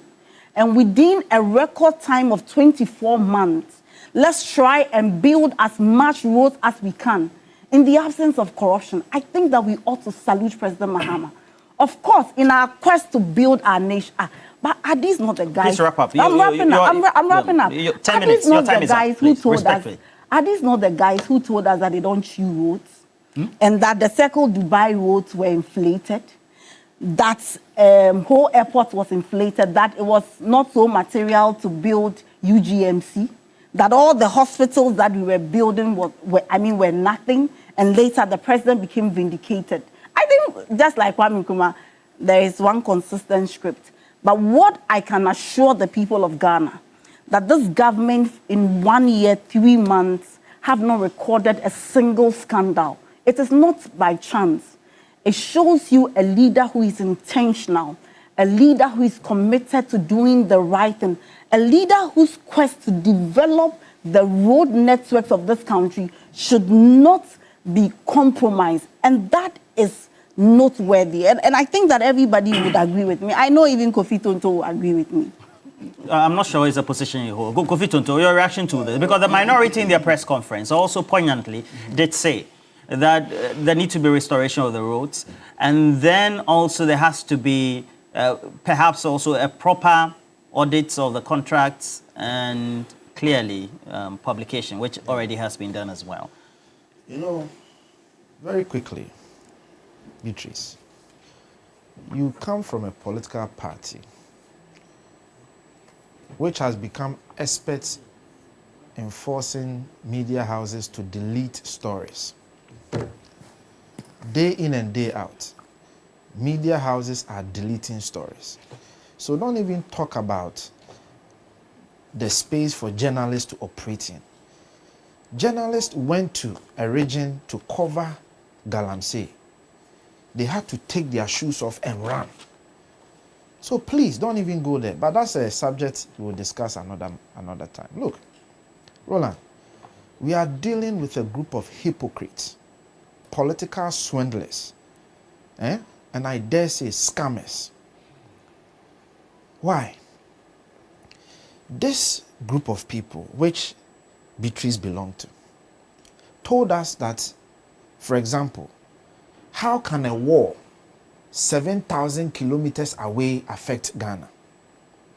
Then today, they are telling us that a war in Iran can affect Ghana. This group of people told us that the country is not in the position to procure a presidential jet. Today, her boss wrote a piece justifying why we need to procure a presidential jet, not in 4 years, by November. I am trying to paint a picture of a group of people who on one breath say one thing, and another breath, the very things they criticize, they do. Why? Was it just not last week where your own colleague, Stan Dogbe, was given contract by a government agency? And you sit here and pontificate and create the impression, this holier than thou impression, that somebody is corrupt and they are giving contract to their friends. What haven't you done? Just last week, several contracts, not one, several. Why? You made commentary. You took positions. One, the president himself said, we need to be in a position where single source procurement become the rare exception. Emphasis on rare. The word rare. Then your foreign minister, then ranking member on Foreign Committee, Okujeto Ablakwa, said that in your manifesto, the reset manifesto, we are going to put it in the reset manifesto that single source procurement will be cut out. The word he used was cut out. Or see a big term. He was on Onia TV. Then the president again said that we don't get value for money when we emphasize on sole sourcing, because it creates the opportunity for people to inflate. Then the gentleman who's the roads minister now, Kwame Abuja, June 18th, 2021, he held a press conference and said the reason why we are not able to construct our roads is because of single source. Because single source procurement have the potential to inflate contracts. And in fact, cited several examples how contracts have been inflated. Then your other boss, Sami Jenfi, said, single source contracting is the avenue for people to steal because they inflate contracts. And President Akufo-Addo and his Ofori Fie, he went as far as denigrating a whole traditional area. I hope you are listening. He denigrated Ofori Fie, said Ofori Fie are part of the single source corruption. And you sit here and say, what, Beatrice? And say, what? Now you have found your moral scruples and want to lecture us? You want to lecture us about the things you said? The point was that you said single source procurement have the potential to increase prices and inflate prices. That they form the bedrock for corruption. So nobody has to even use the word corruption. Look, Fourth Estate, when they did this whole expose or whatever you call it, they didn't just do it because Beatrice is a nice woman. They did it to highlight the fact that the very ills you pronounced, that single sourcing can increase and inflate contracts, the very thing are occurring. I'll give you an example. At our time, feeder road, a kilometer of feeder road was $550,000 US. As I speak to you today, and I have two contracts here, Roland, that I will show you. One contract, a kilometer of road is going to cost the good people of this republic a kilometer of feeder road, emphasis on feeder road, the roads that we build in the rural areas. A kilometer of the same feeder road that cost us $550,000 is going to cost us $1.2 million. A kilometer of feeder road. Is this something that runs through, or I haven't interjected so that you say that I'm interrupting you? So, but what I do know, the little knowledge I know is that depending on the topography of the area. Look, and this one, you're alluding to specific contracts. I'm giving you specific contracts, and I can even name the contractors and all of that. I have all of it so here. I'm asking, please, for their reputation. That's all right. No problem. I don't have to. Okay. No, so the point is, I get the argument of topography. Sometimes we do coverts, we do this. So I get that. You look at the base, the material for the base will be different. I get all of that. So I'm saying that, are you saying this one runs through all? I'm saying that, in fact, some of them are even... swampy areas will Roland, some of them are even higher. I have a tract here, 600 million Ghana cedis for 23 kilometers of feeder roads. That is running about $2 million United States dollars a kilometer. Again, why? The area we have Why? The previous ones that we did, they were not on the same area. They didn't have the same differences in area. But we average 550,000. They are averaging $1.2 million. In some instances, $2.2 million. Why? And then the most ridiculous and absurd argument is that we have only given 44% of contracts in sole sources. The president used a word. He said rare. Does 44 represent rare to you? Beatrice, 44, does it represent rare to you when we say the word rare? Does 44 mean rare? Rare means sometimes less than 1%. You have done, you claim, which is not even true because I have all the contracts here. 50 contracts at a cost of 51 billion Ghana cedis are to forcing signed for 3 years, 2025, 2026, 2027, under big push. All the 50 contracts are to forcing gave commitment to. All of them, every single one of them was sole sourcing.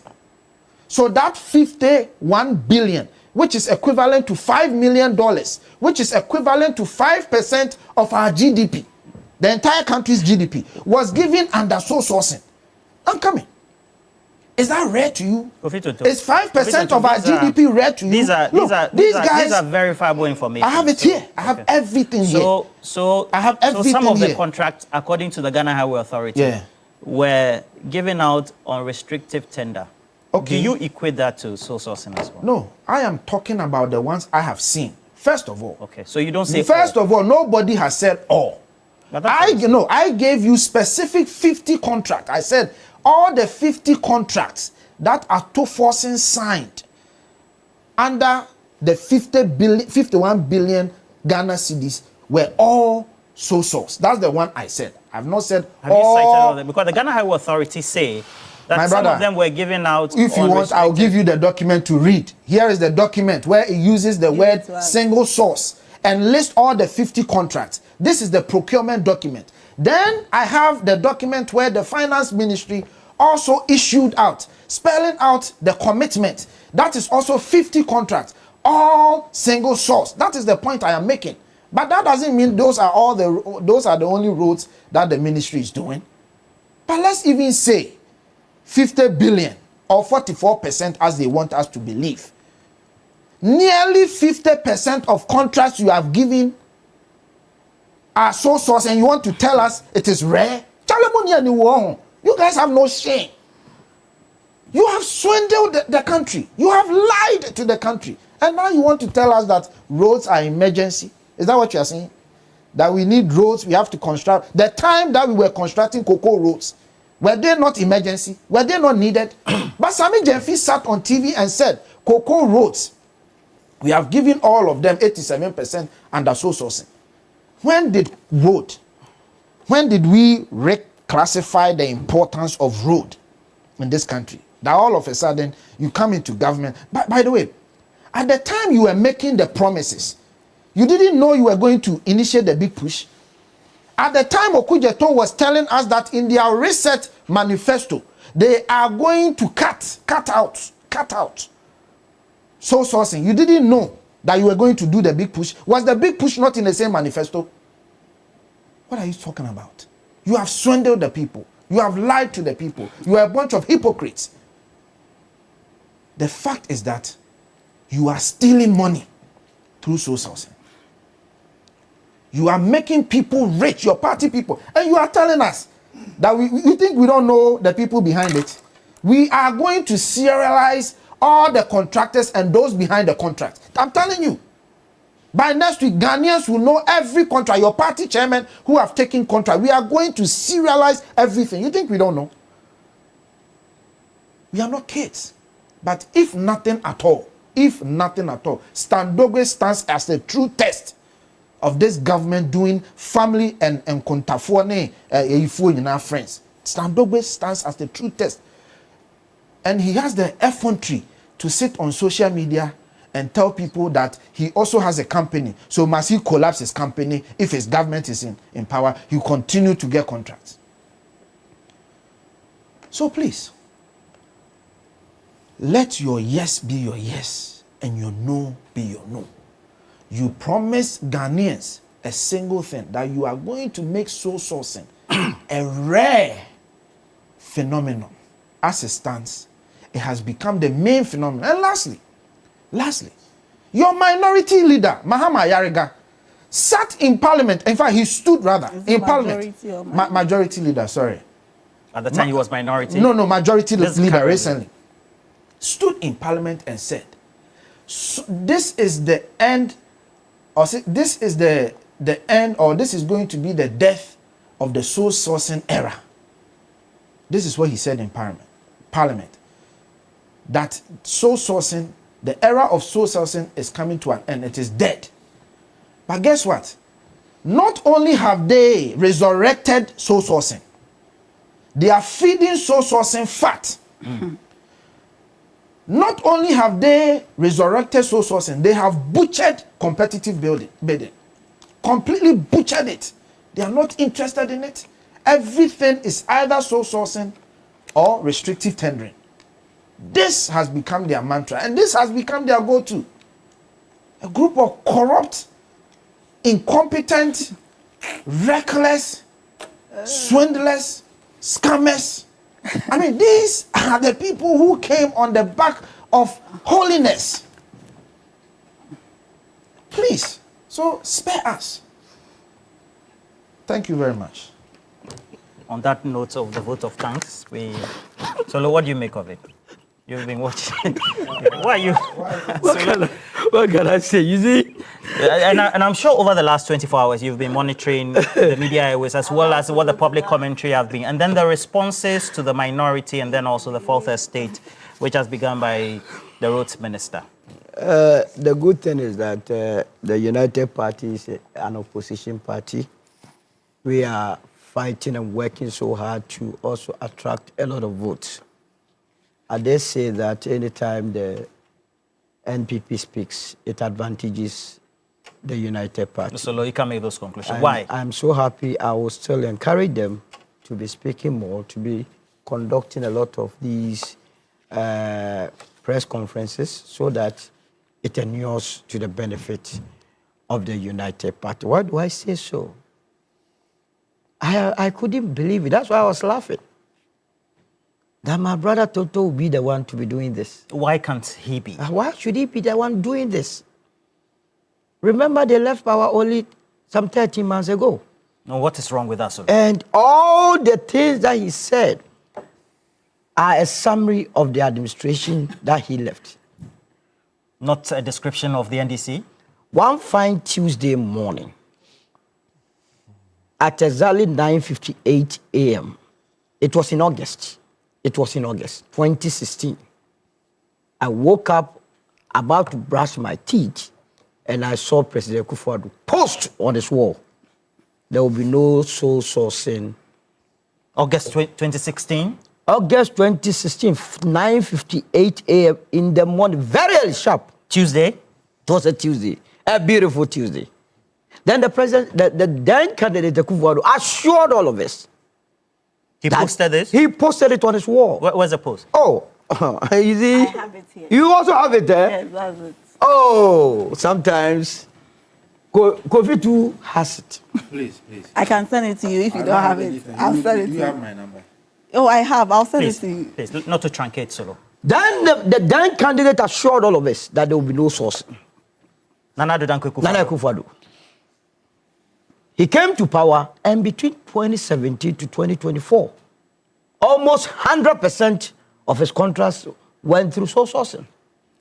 No, I don't understand. I thought Kofi was going to debunk that assertion, that when we were in power, we never gave any contract under sole sourcing, or majority of our contracts were not under sole sourcing. Then we will be discussing or putting the matters in the right perspective. But what he has done this morning is to draw all of us into the political arena to be reminding ourselves of what has taken place.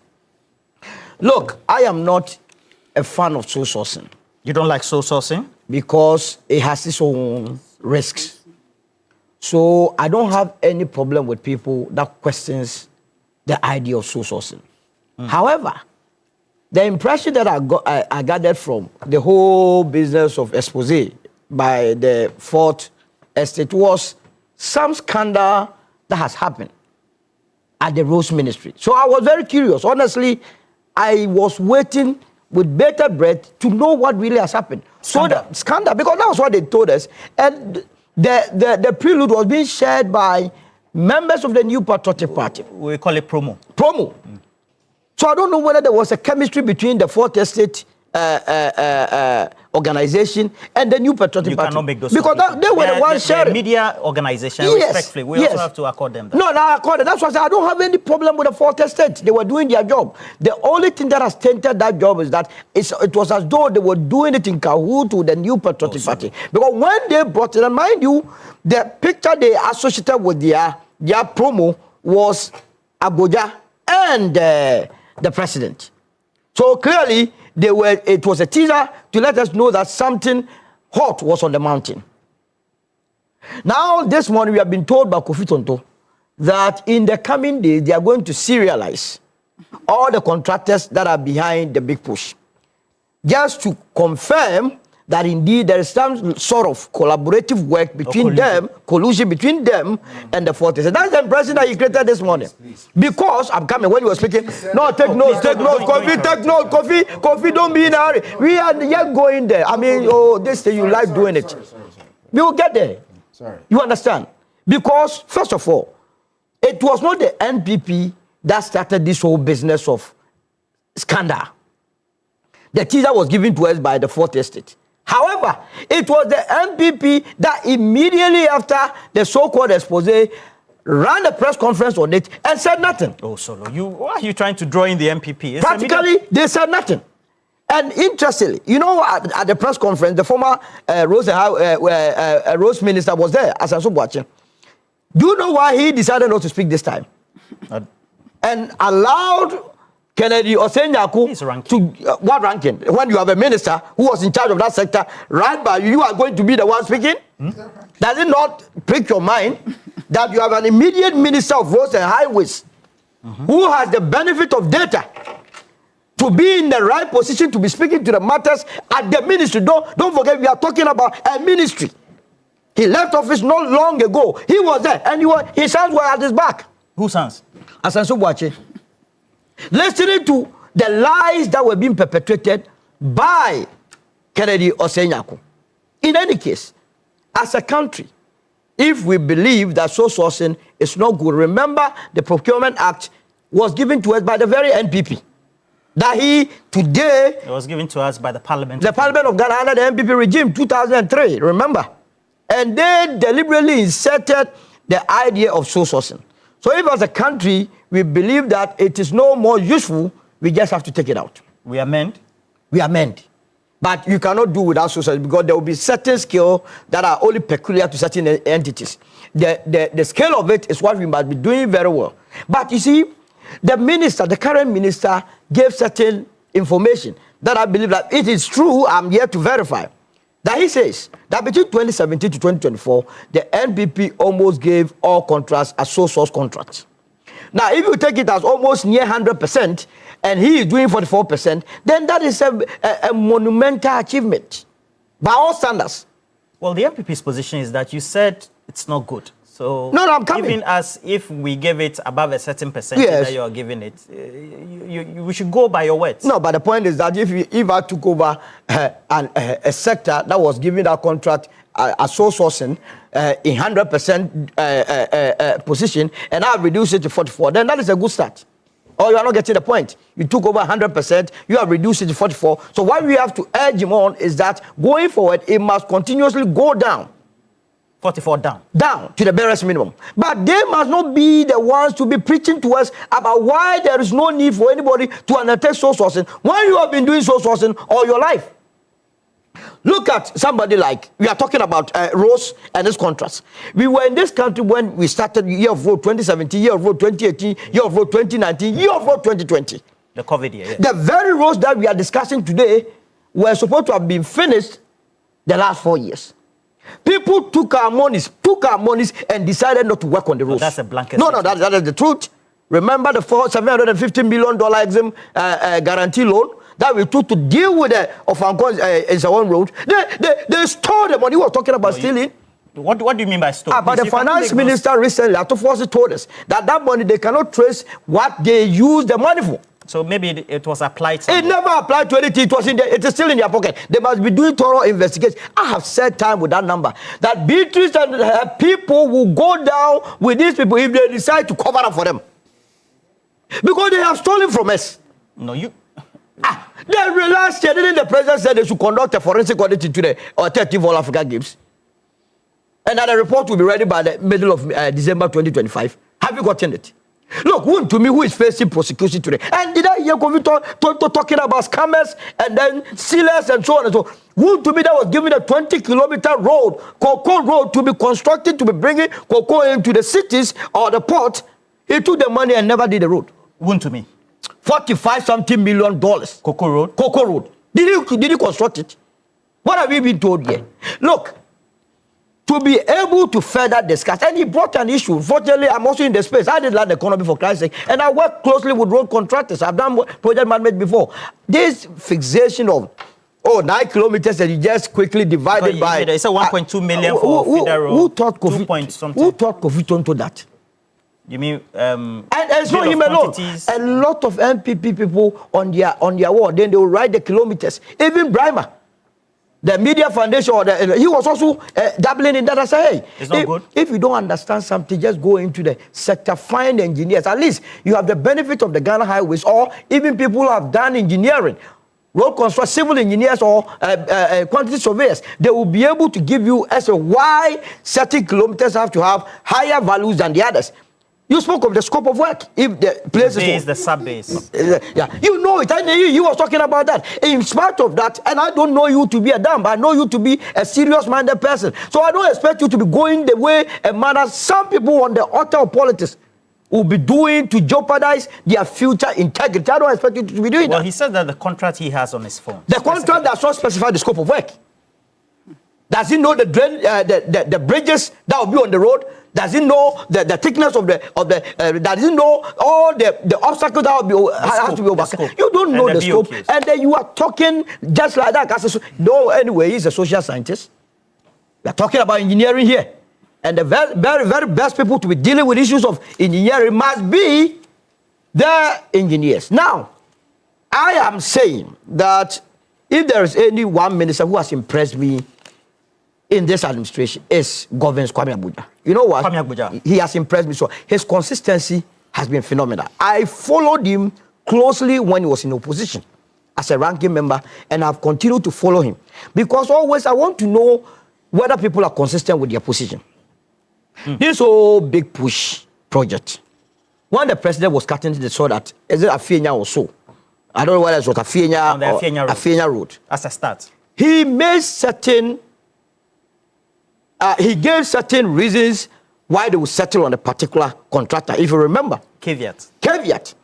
Then he was doing what we call restricted tendering. He was giving an indication that the big push was going to be undertaken by restricted tendering. First of all, he said they needed contractors that could build the roads with the highest quality, with speed, and also Ghanaians. When somebody gives you these criteria, What he has done is that the contract will be awarded based on restriction. So is that when you said no wheelbarrow road? But why must we get a lot of the guys over here are wheelbarrow contractors? They go and take the roads. All that they do is that they don't do anything, and they go and claim money. Now, what the big push? Which contractors have they been given? Is it not Ghanaians? You're sure? I am always for contract being given to Ghanaians, no matter what. Look, me, when I go for a tender in this country and I go with a foreigner and you mistakenly give it to a foreigner, for the rest of our life, you wear one pant. But then I realized I will take you on because I am a Ghanaian, because that foreigner is not better off than I do. So why must you give the contract to the foreigner? They have given it to Ghanaians, which is a good thing. Then the second thing that we must praise Abuja on was that he said they use their internal staffs to beat the contract values down. This I am going to do further verification. If it is true, then Abuja has done something monumental. That they use their internal engineers to do the design, to do the survey, and to do the costing. And because of that, they reduce the cost of this contract by 5%. Why would I blame Abuja for doing this? That for reducing the cost of the contract, I have to castigate him? No way. It cannot happen. And I didn't hear the minority, and at least as of now, the minority MPP has not even come out to say that what Abuja said in that regard was a lie. Conclude for me. So in conclusion, I would say that the ministry, the fourth estate, yes, they have the right to do what they did, but in doing so, they must always present the right position. The minister has said that, contrary to their claim that 76% of the road contracts were awarded through sole sourcing, it is rather 44%. It's for them to reconcile with the ministry and then look at the forward march. Who is lying? Is it that they lied or the minister lied? I believe that the minister has provided all the necessary data to back his claim. Again, we have not been told that as a result of the sole sourcing, prices has been inflated. The contract values have been inflated. To that extent, if indeed by sole sourcing they were able to reduce the pricing, then why would anybody have any issue? Again, is it the case that the contractors that have been selected would aid in fast-tracking these projects? I've been using Accra Cape Coast Road, and I've been seeing the sort of thing that is going on there. You understand? And I believe that we must encourage this minister. He has been transparent, and he needs to be commended in that regard. Beatrice, so how do we make sure that we are on the same trajectory, where the objective you are explaining is that even though you mentioned with specific regard to specific contract issued under the previous government, you're going to stay in tow and in line to make sure that the right, dimensions and remits are respected? I think you must look at the composure of a government to determine government intent. The NDC government, proudly so, for 1 year, 3 months, does not have any scandal or any wrongdoing impugned on any appointee howsoever. And that is a mark of leadership. In this discussion, I've heard Kofi Tonto rant. He makes me sometimes, he reminds me of when I was in opposition. I've heard him rant in the most emotional way without supporting it with facts. No, you say they're clutching at straws for scandals. And where he sought to support it with facts, he completely missed the point. I think we've done the work Kofi Tonto is doing before.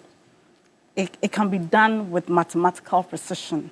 And I encourage him to take his time. See, he makes an assertion that the cost of feeder road in their time was $500,000. And he sought to say he has the document. Kofi Tonto, sometimes you need to drink water and take your time. Say he has a contract. His Minister of Roads, Asenso Boakye, and that is the reason why he didn't speak, that's a low reference, awarded a road contract in his constituency, Bantama. I have the document here. You have a document? Yes, I have the document here with me. Let's go slow on the name of the contractors. And for the 10.5 kilometer of roads he awarded, the total cost of the road was $164,000. Divide that and tell me whether that's 164 million. 164 million. Divide that. Bantama. Yes, divide that and tell me if it's 500,000.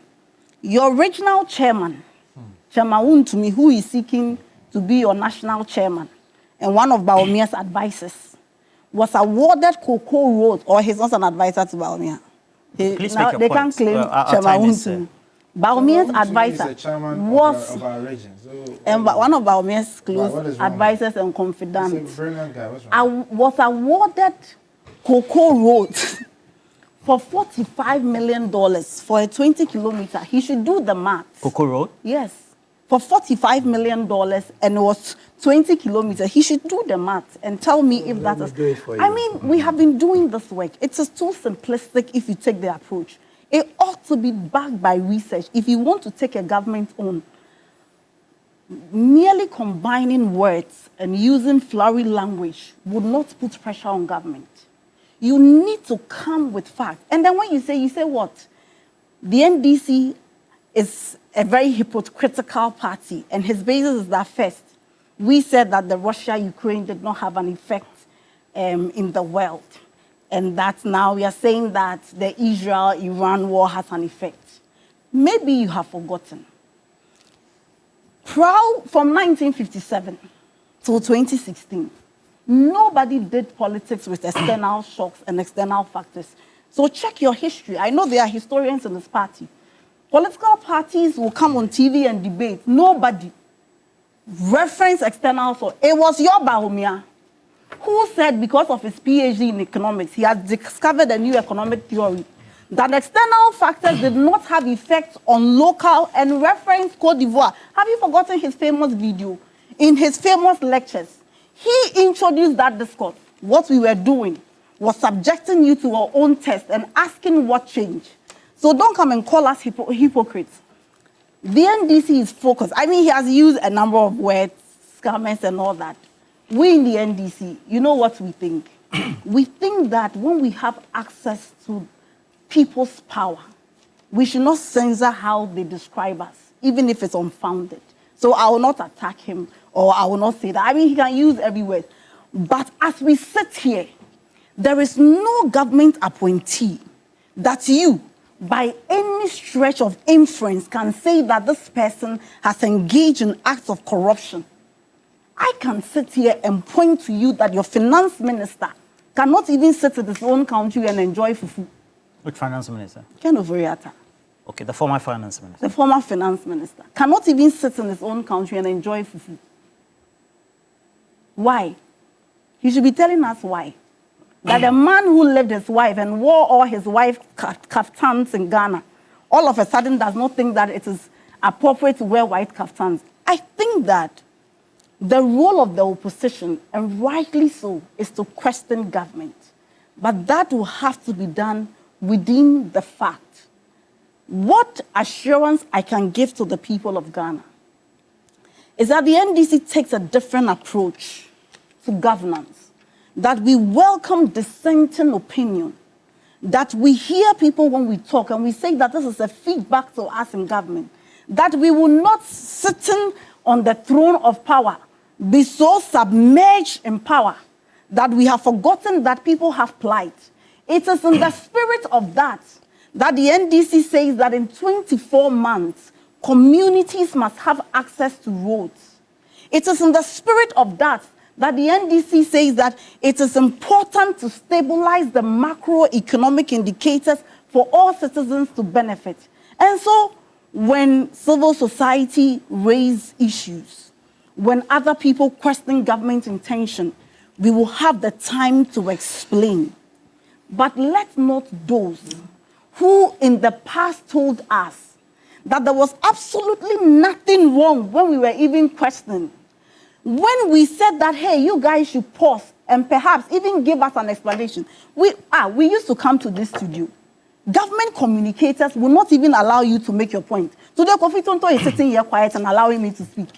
Government communicators will not even allow. You dare not even question government communicators. I don't understand. They were swallowed in arrogance and pride. They will hear nothing but for themselves. Their notes were prolonged to the extent that they could not see the plight of people. When we complain about food, they will go and import food and bring it to the Ministry of Agri that we should come and buy. When you complain about National Cathedral, they will tell you the president wants to serve God. When you complain about contracts being given to presidents, families, and cronies, they will tell you that's why are they not qualified. The NDC takes a different approach. While in government, we do not seek perfection. We will make mistakes as long as it's a human institution. This is not even a mistake. And let me conclude by saying that if their target is the roads minister, maybe they haven't had time to do reorganization as a party. You know, they were using the bottom-up approach. So they haven't had time to do reorganization and go to the base and the communities. The roads minister, as we speak, is one of the ministers with the highest ranking. Why? Everywhere there is road construction. Where I used to stay, Community 25. Community 25? Community 25. You evaded the traffic since you came to government? The traffic is still there. But I'm saying that you can see that work is progressing. You just came to do touches and left the road. The government of Ghana is working. The government of Ghana is committed to listening to the citizens. But let's not people throw dust in your eyes. Where the government is, we will admit. Roland, let me conclude. You know it's been long since I came. This is your third time. You cannot conclude because of your... This is your third time saying you have to close. Please. Solo will give me 2 minutes. Hey, no, so the government of Ghana... We have a medical So issue. I'm saying that as an opposition, they ought to be responsible. This morning, my expectation of an opposition party, as we did in the past, was that when you were coming to the studio, you will bring us that this contract is related to this person and that this contract could have costed this and it's costing this. Then we can be having a discussion. If the basis is that because the NDC in the past criticized, then I think the government hasn't done so bad. If the only basis of the MPP is that, no, we do not allege corruption. We do not say that you have done something wrong. We do not say that you have breached any law. In fact, we are not imputing any motive. Our only basis is that because you said this in the past, then you shouldn't be doing that. Then I think that Ghanaians, you are in safe hands. You have actually impugned corruption. And I gave you an example, which he sought to clarify. She sought to clarify because now she's a mathematician and a precision master. But when she was trying to compare my analysis to what Asenso Boache supposedly did, she made a grave error. You mean the contract in Bansama? Yes. Because you see, Ghana, we have different types of roads. We have inner city roads. That's an urban road. Yes, we have city roads. We have, feeder roads. We have highways, and we have trunk roads. My analysis was based on feeder roads. You don't compare urban roads to feeder roads. So that is the first error you made.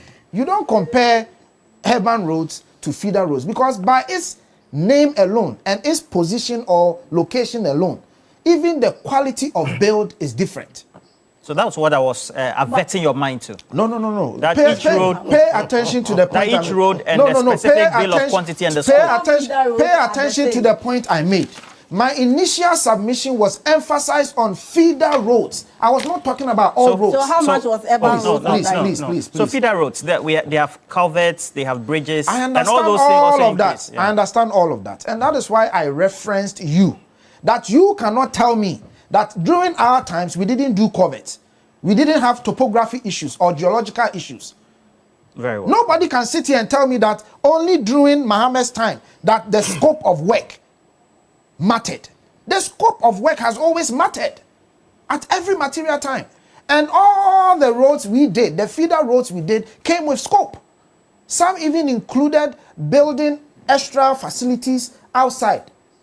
Some even include ancillary works. So I am conversant with roads, the scope and the nature of the roads. I used feeder roads. So you don't compare urban, because let me give you a typical example. Feeder roads, they're built by nature, by its nature and location alone. The quality is different from urban roads. Urban roads will be asphalt surfacing. Feeder roads will be bitumen surfacing. Something like because Our new road experts. So what is wrong with these current roads? Please. That you must I have not said anything. You must answer. Please pay attention. I've not said there is anything wrong with the road. Thank you. I am telling you that we are not talking about the quality of the road. Well, feeder roads until recently, they didn't put in the asphalting. It's only recently they started doing the overlays. So the point that I'm making to you is that we have feeder roads, and by name of feeder roads, there is a description of the type of work that goes in. So don't compare city roads to feeder roads. That's the point I'm making to you. It's a wrong comparison. But Cocoa roads mostly are feeder roads. But I'm saying she cited Bantama. She cited Bantama. Bantama is different. I'm saying that don't do that comparison. Do you have the scope of the current road that you say that there is something wrong? Because if you are a road expert, I want to learn. I'm not a road expert. The last time I checked, I'm a lawyer by profession.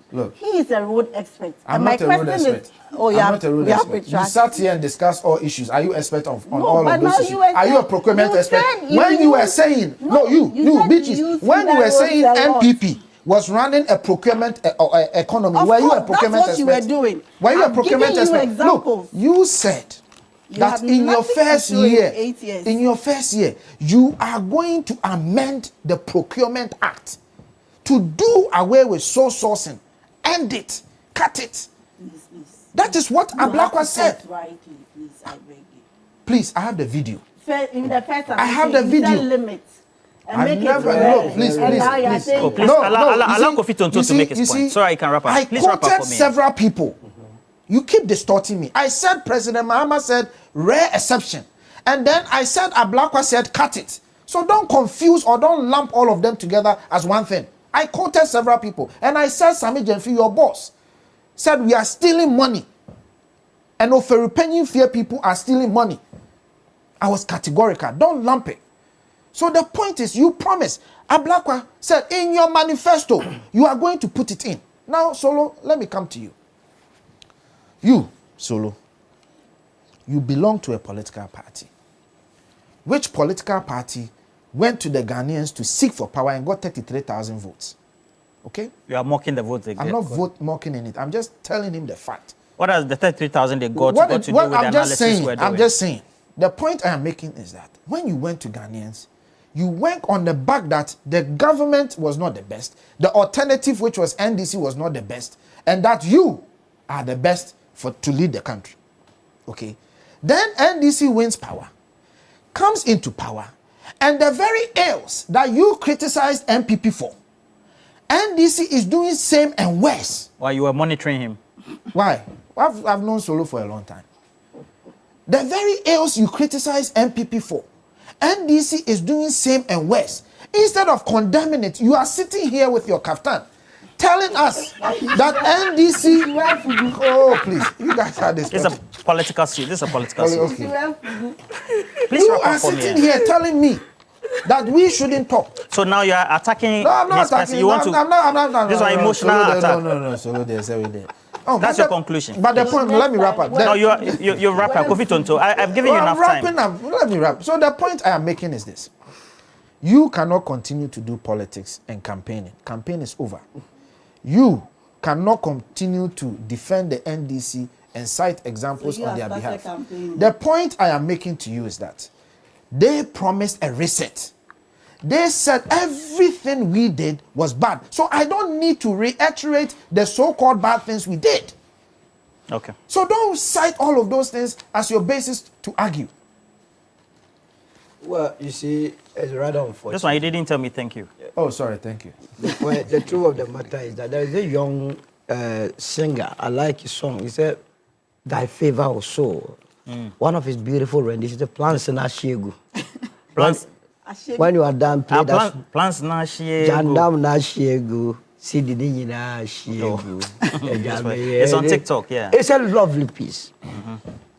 My brother Kofi Tonto. What's your point with the point I'm saying is that you decided to go and do Jandam. I'm an opposition party. I'll be the last person to defend just hold on. Edu Jesus should tell you that you're not serious. How can you describe this as kaftan? Why? When I'm wearing a political suit. Just say Edu Jesus I should tell you. I don't blame him. He just came out of power. He has all the money. Poor Mr. Usu. I'll wear my kaftan. He's taking a dig. No side. But you decided to describe my kaftan. So I wear it. But don't worry. Like what I'm saying is that this attempt, I have seen what the NPP wants to do through their communicators. When they go on various platforms, they try very hard to try to link me to the NDC. But you see, you think they're doing jandam? Yes, but the Ghanaian that is listening, they know my history. I'm not a perfect human being, but one thing for sure is that when something goes with my conscience, I will say it as it is. And on this occasion, the Minister for Roads and Highways has not done anything wrong. You understand?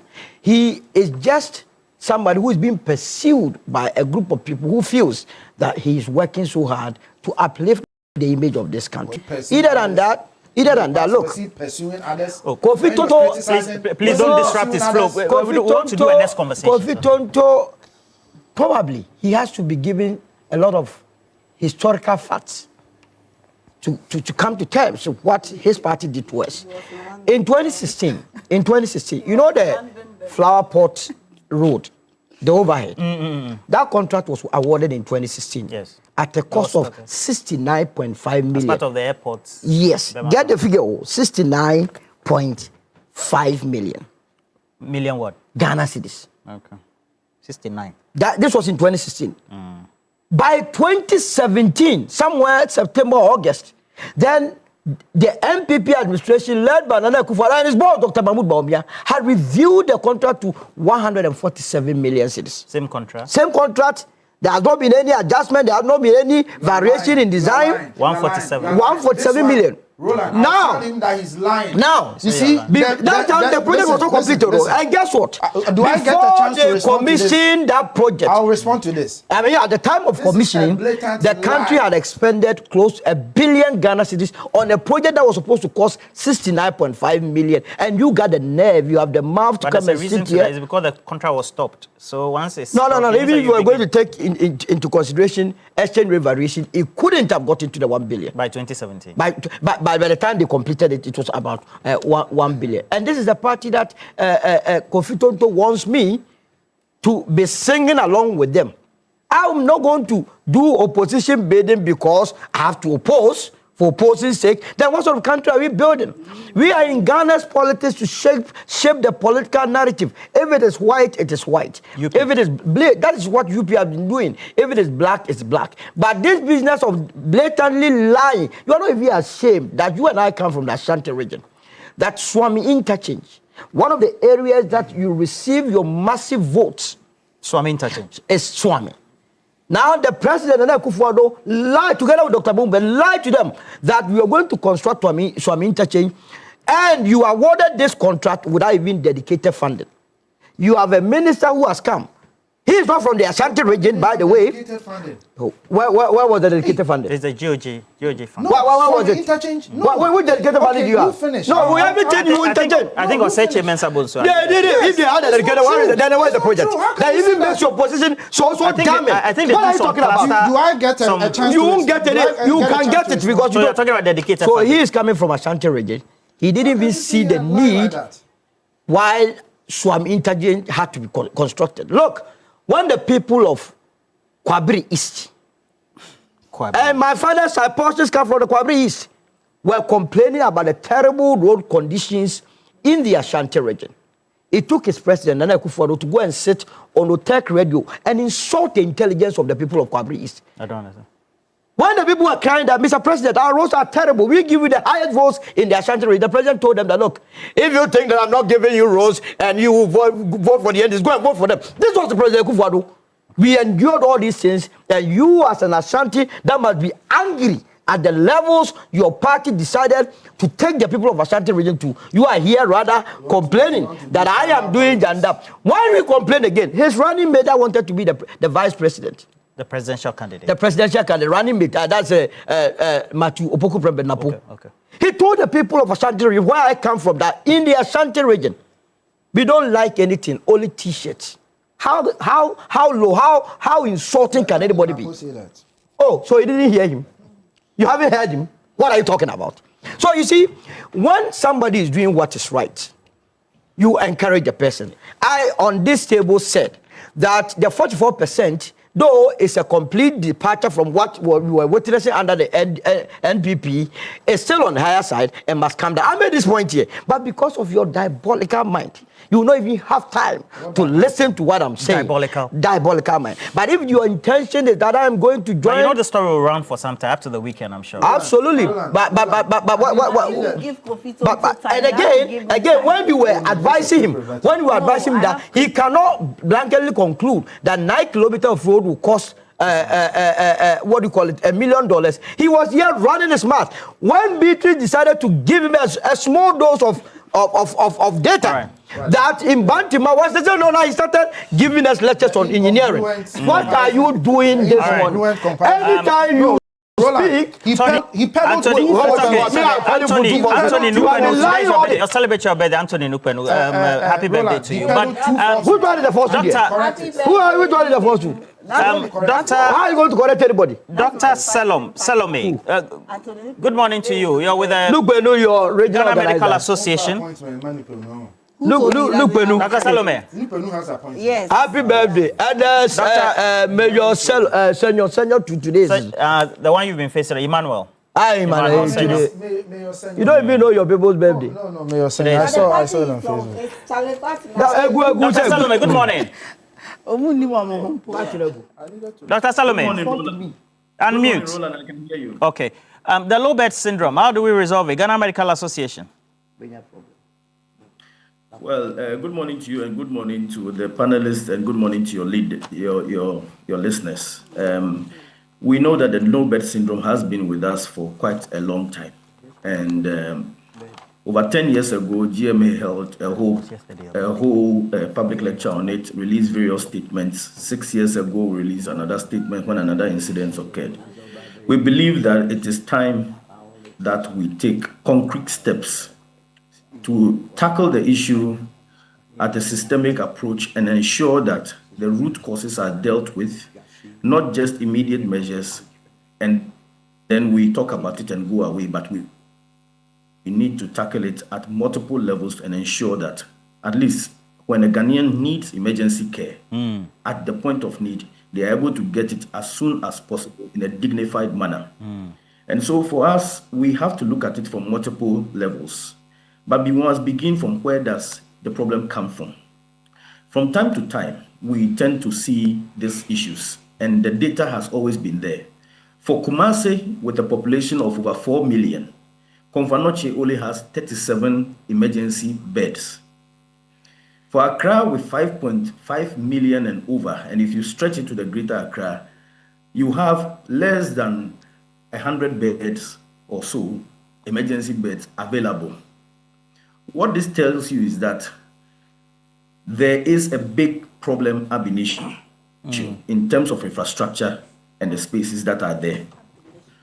It means that when facilities around which do not have the necessary human resource, the necessary infrastructure, and then the logistics to go with, see patients, they are forced to refer them to the tertiary centers like Kolebu, Konfanoche, the other hospitals, and some of the regional hospitals. And over time, once the numbers exceed the capacity, sometimes these patients would have to be managed in uncomfortable situations like on the chairs, and in extreme circumstances, they have to be managed sometimes on the floor whilst we look for space for them. So we must tackle the issue head on. The Ghana Medical Association suggests these following measures. That one, currently speaking, most facilities are practicing in silos. And so if a patient is referred from, say, Bampropi Polyclinic, sometimes Kolebu does not know that this patient has been referred, and the patient will proceed to that place. Sometimes also, if there's no bed, we do not know where there are beds available. And Ghana Medical Association is suggesting that we should have an emergency control center where we coordinate the activities of facilities, the ambulance service, and then the receiving sites, so that ambulances do not have to move from point A to point B shopping for where there is a bed before they find where there's a bed. Beyond that, we think that inside hospitals and facilities, we should have digital real-time bed management and bed monitoring, so that at every time within the hospital, we know that there are so and so number of beds available in this particular unit, because the units, for example, if you go to the surgical unit, they know the number of beds there, but they may not know what is available in, say, the pediatric unit, the emergency units, or internal medicine unit. Perhaps there may be a whole floor or some few units that may have free beds there that patients could be moved, stable patients in the emergency could be moved to. And so with the digital system, it allows for real-time monitoring, and then we'll be able to know where these patients should go. Beyond that, too, we think that in the short term also, the surrounding facilities of the bigger facilities, for example, if you go to Kolebu, not too far away is the Mamprobi Hospital, not too far away is the Osha Hospital, not too far away is the Kaneshi Polyclinic, for example. But currently, they do not have that capacity to be able to manage certain emergencies that ordinarily they should be able to manage because of logistical constraints, human resource constraints, and then also the equipment that they do not have. But they are not too far from Kolebu. And so if they are beefed up with these logistics and then resources, what it means is that when Kolebu has flow, patients could be moved to these places. And if we have teleconsultation capabilities, the specialists and consultants can work with the doctors there to manage those patients, stabilize them, and handle them at those points, so that there will be a reduction of referrals to the center. We also think Dr. Salome, thank you for that. For want of time, Dr. Salome, for want of time, we have to end the discussion here on this subject. But I think that this is what we need to comprehensively take a look at and try to educate the citizenry on that by way of policy direction to. I'm sure the health minister also is in consultation with you, or you are in consultation with the health minister, and you can quickly take a look at that. But a wrap-up comment on the subject, then we'll go just a minute. I know you say I should speak first, so I'll speak. With this policy. Yes, I think that these contents are very legitimate. I personally have an experience with the health sector, and I keep saying that if you want to politicize the health sector, look at what COVID did to us. I know currently the Ministry of Health has given Kolebu about 200 beds, but that is woefully inadequate. And I've listened to the suggestion of the medical doctor, who was using legal terms anyway, about how we have to equip surrounding hospitals so that the referral hospitals don't have. I know, as a matter of fact, to address this current concern, the ministry is currently working on the system to coordinate the referral hospitals with the lesser hospitals, for want of a better expression, so that when you are being referred from LECMA, from the Mamprobi Clinic, everybody doesn't take you to Kolebu. We want to see whether UGMC has available beds. We want to see whether RAGE has available beds, and not just in Accra, but across all the 16 regions. And these are concerns that we should take seriously. And I'm sure that the health minister is listening, and I'm sure he's engaging them. But Roland, this is why politics matters. So that, when he started his submission, he said, this thing has been with us for over 10 years.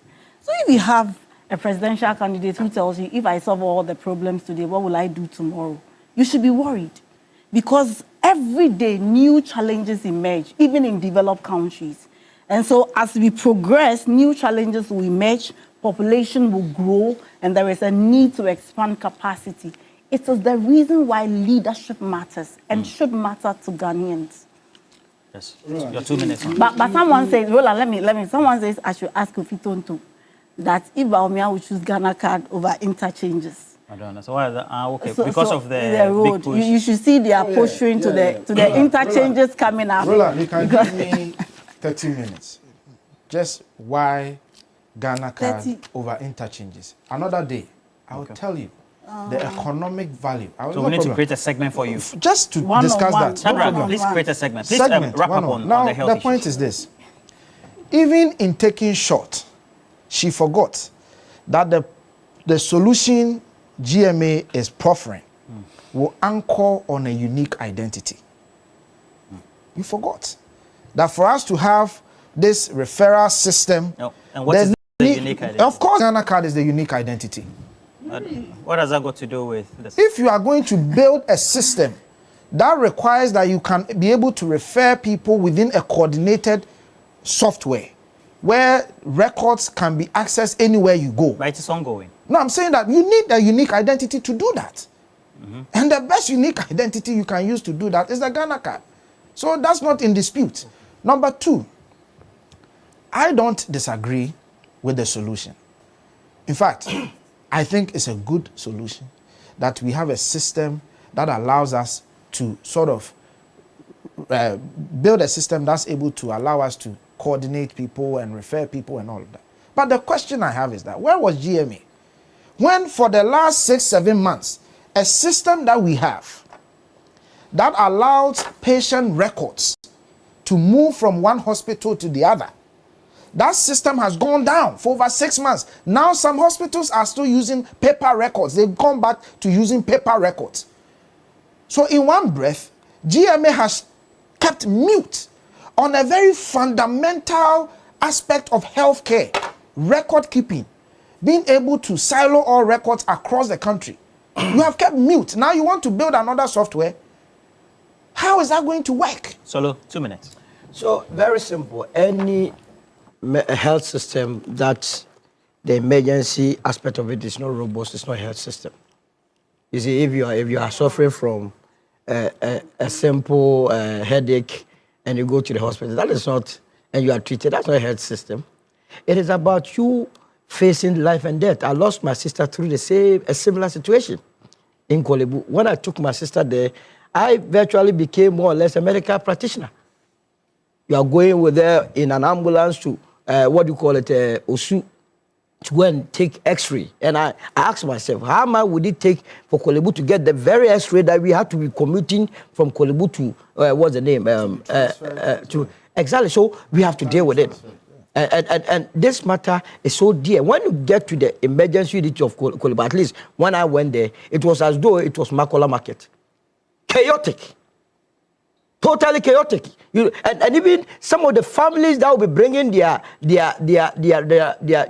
family members to the emergency unit will be fighting openly with the doctors, because at that point they see their loved ones dying and they believe that the doctors are their saviors. I was to call a big man to get a bed for me, to get a bed for my sister at an intensive care. I said, what are you talking about? For Christ's sake, I'm not going to call anybody. If she will die, so you think it's all anchored in what you have here? Oh, it is here. We were going to take a comprehensive assessment of the entire health system, and then, based on that, prefer solutions. We believe that this administration has what it takes to turn the fortunes of the health sector around, and that we can do it. But you, Beatrice, are in politics. You just love power. When you have the what time, do we need power for again? Once in a while. I will try. And then Kofi Tonto, thank you as well for passing through. Hey, it's okay. I have never been in power. It's okay. Never been in power. He called me Black Kaftan. Can you imagine? All right. So let me also read a couple of messages before we call it a morning on the big issue discussions this morning. This one is coming from Prince Nania York, watching us from the UK, and explicitly says that I'm really saddened this morning listening to the MPP's position, especially Kofi's comment that road construction should not be treated as an emergency. So the cost of spare parts, the frequent accidents caused by bad roads, the difficulties in transporting patients from one hospital to another, the challenges faced by Ghana's food basket communities, and the need for faster economic activities, none of these are emergencies. We should instead go through the lengthy PPA processes and wait for years or months before building roads to solve all these problems. God bless our homeland, Ghana. Prince Daniel York. And then I have this one from Erickson MK, who says that one of the root causes of no-bed syndrome is that health facility management must be weaned off from health professionals, that is medical doctors, etc., and put in the hands of people who have the requisite managerial expertise and should be on contract and clear-cut objectives also set. I agree. Like the ambulance service. Yeah. Okay. The management of the ambulance. Nana Gazo says that he's enjoying the show. Nana, good morning to you. Bright Apia, Child Rights International. Good morning to you as well. And then Nelson Akotia says, I dare Kofi to mention 5 major roads that was contracted under the year of roads. Okay, I think he can as well. There's one I use especially when it comes to the Boteman Road. Fantastic road. Constructed under the MPP government. Great road. And then Ivan Sibin Samba said the false estate misled the MPP into believing that at least they have one scandal to speak to. And here they are. They came Jandam Askata. Okay. There are those who believe that the Fourth Estate did this to take the MPP out from people's cocoa farms, to divert their attention. They didn't know that. Now they are spending time talking about nothing. That was no big issue at all. All right.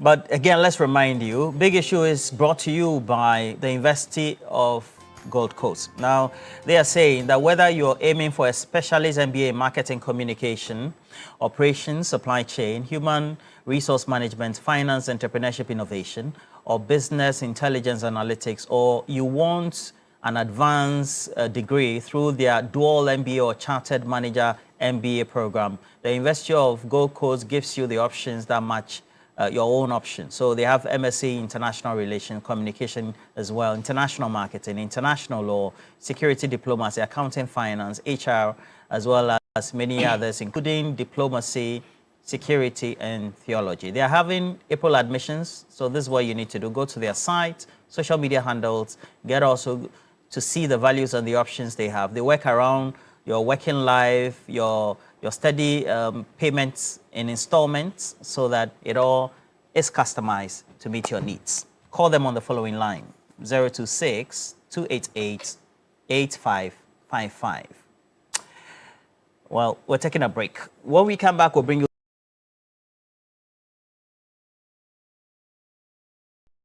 the latest in sports. Myself and Beatrice, we're here till 10.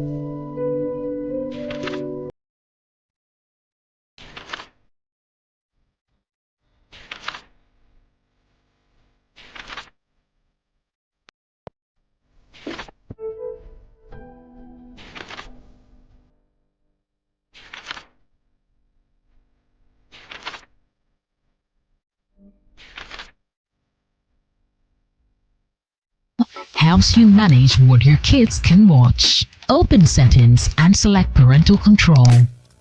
Enable the feature and create a 4-digit PIN. Choose the maximum content rating you're comfortable with. Any content above this rating will require the PIN. Restricted titles appear locked across the app. Trying to play restricted content prompts for the PIN. Correct entry unlocks access for that session. Multiple incorrect attempts can temporarily lock access. Parental control on Adisa Plus. Available now. Adisa Plus. Safe streaming your way. Adisa Plus parental control helps you manage what your kids can watch. Open settings and select parental control. Enable the feature and create a 4-digit PIN. Choose the maximum content rating you're comfortable with. Any content above this rating will require the PIN. Restricted titles appear locked across the app. Trying to play restricted content prompts for the pin. Correct entry unlocks access for that session. Multiple incorrect attempts can temporarily lock access. Parental control on Adisa Plus. Available now. Adisa Plus. Safe streaming your way. Adisa Plus parental control helps you manage what your kids can.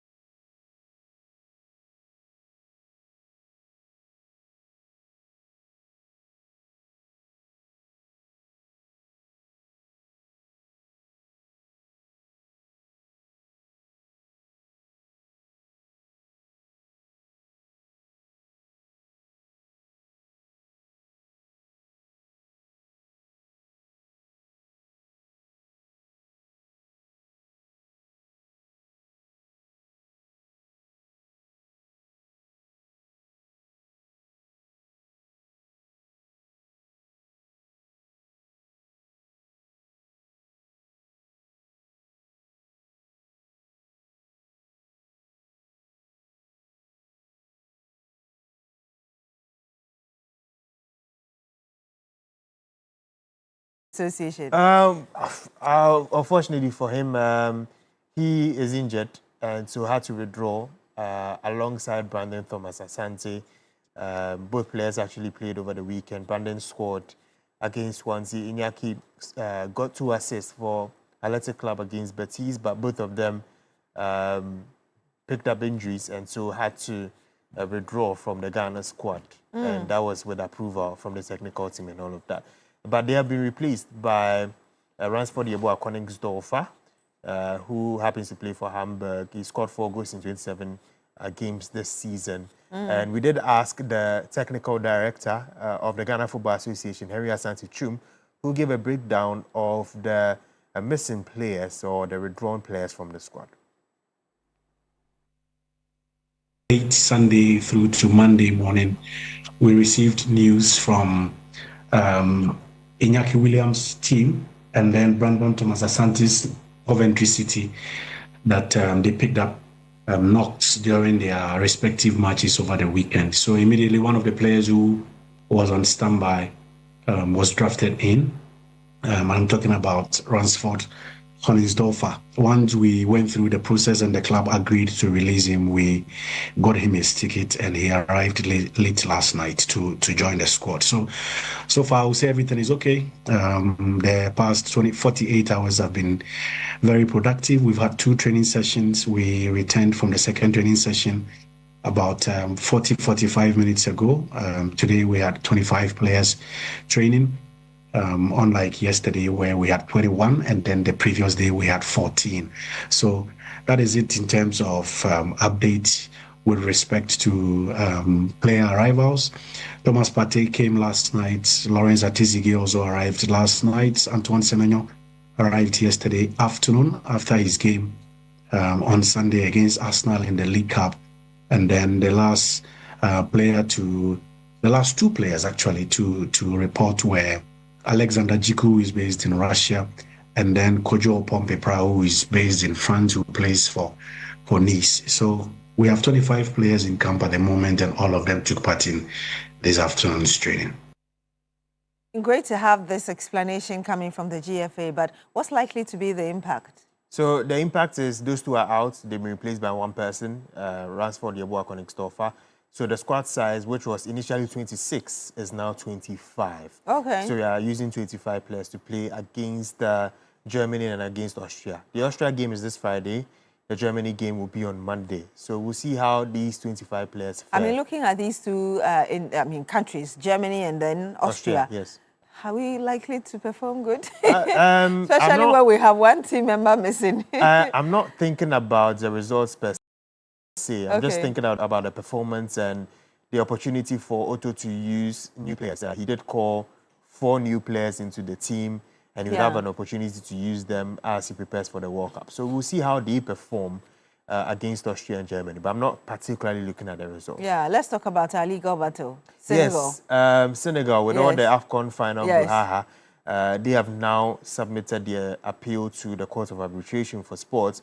That's the highest legal body when there's a case and you want that tried. Of course, initially they had won the AFCON, which I was there, saw the final and saw everything that happened. Yeah. But they won it after extra time by a 0-0. But according to the CAF Appeals Board, they flouted Article 82 of the CAF regulations. Which we are not taking. Which Senegal is not going to accept that. Yeah. And so they have also filed their appeal to the highest body. So if whatever decision the Court of Arbitration for Sports will make would stand forever, it cannot be changed. Yeah. And so Senegal will be hoping to get a favorable decision where they would still remain as champions, although now it's switched to Morocco according to the CAF Appeals Board. Yeah. Anyway, we come back to Ghana because there is this individual who is making waves globally from Swami, right? Yeah, but that's that. I think we've handled that already. Yes. But there's also some other story. Oh, the English Premier League. The English Premier League. And my team still making waves. Your team, Arsenal? Yeah. Oh, they're still on top at the moment. Yeah. But we're not talking about Arsenal. We're talking about Liverpool because Mohamed Salah is unfortunately going to leave Liverpool by the end of the season. He has announced that. And yeah, he's had a glittering career with the Reds, spending 9 seasons, scoring so many goals, won the Champions League, won English Premier League trophies as well. And he's seen as one of the legends of Liverpool. And he did put together an emotional video explaining that he is going to leave the club at the end of the season. Salah still. Mohamed Salah! Mohamed Salah! That's an amazing goal! It's all.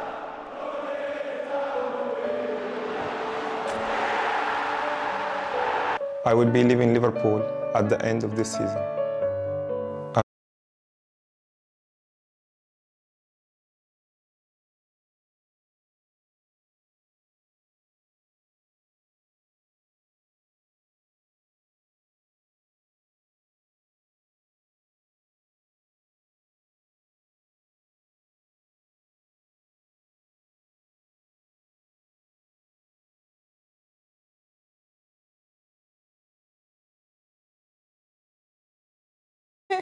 The sadness in his voice. Yeah. But do you know where he's going next? That hasn't been decided. We expect that he decides that by the end of the season, and then we'll see where he goes. Maybe he can go to the Middle East finally, and then get some. Middle East is too hot right now. I'm not sure whether they can be playing any serious games in the midst of what's happening. I mean, the league's still ongoing. They still play the league, especially with Saudi, Cristiano Ronaldo's league. He plays there.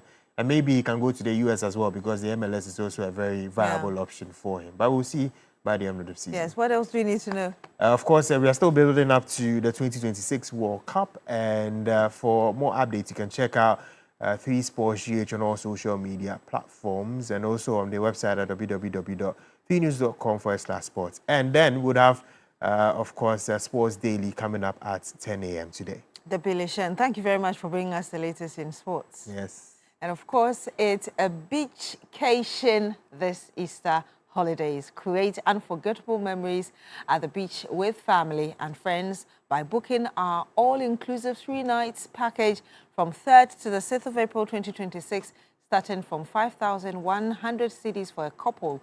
Early bird discount, book and pay before 25th of March 2026, and you can get to save a whopping extra 10%.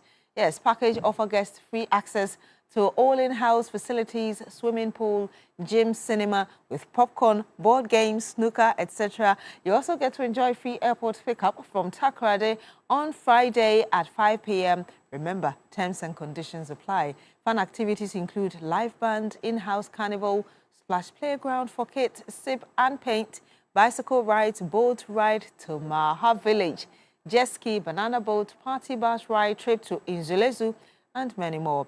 You can call us now for your reservation to avoid any kind of disappointment.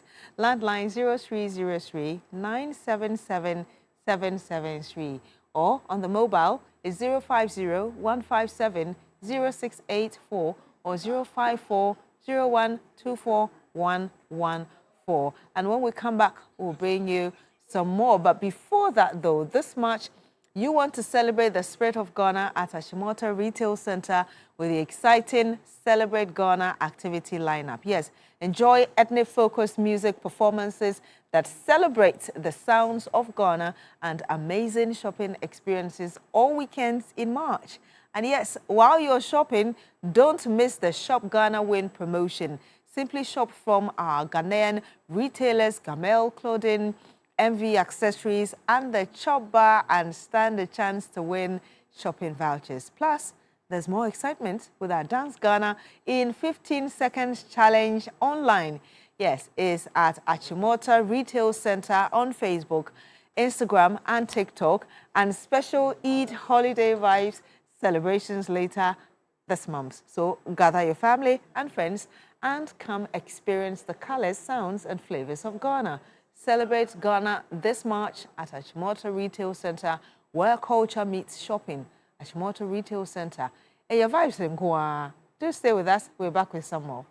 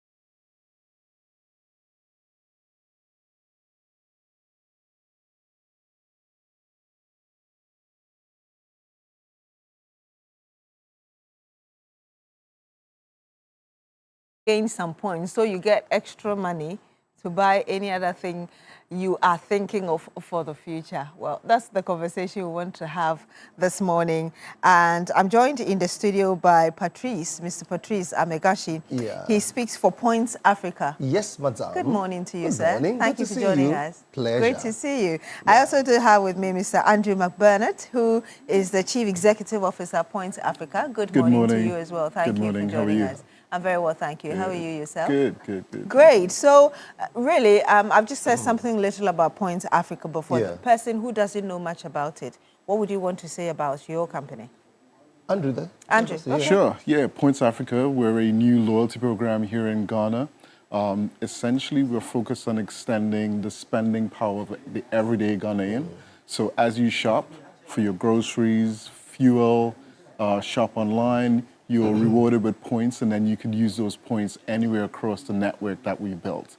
So effectively, you can shop at Malcolm, earn points there. You can fuel up at Star Oil. You can shop online at Jumia, get insurance from Glyco, go to places like Starbites, Chevella Cafe, you know, and a bunch of other exactly a bunch of other places. Earn those points, and then you could use those points for free things like airtime, data. Go back to Malcolm, get free groceries. Go back to Star Oil, fuel up for free, etc. So it's basically rewarding your everyday spending as a consumer.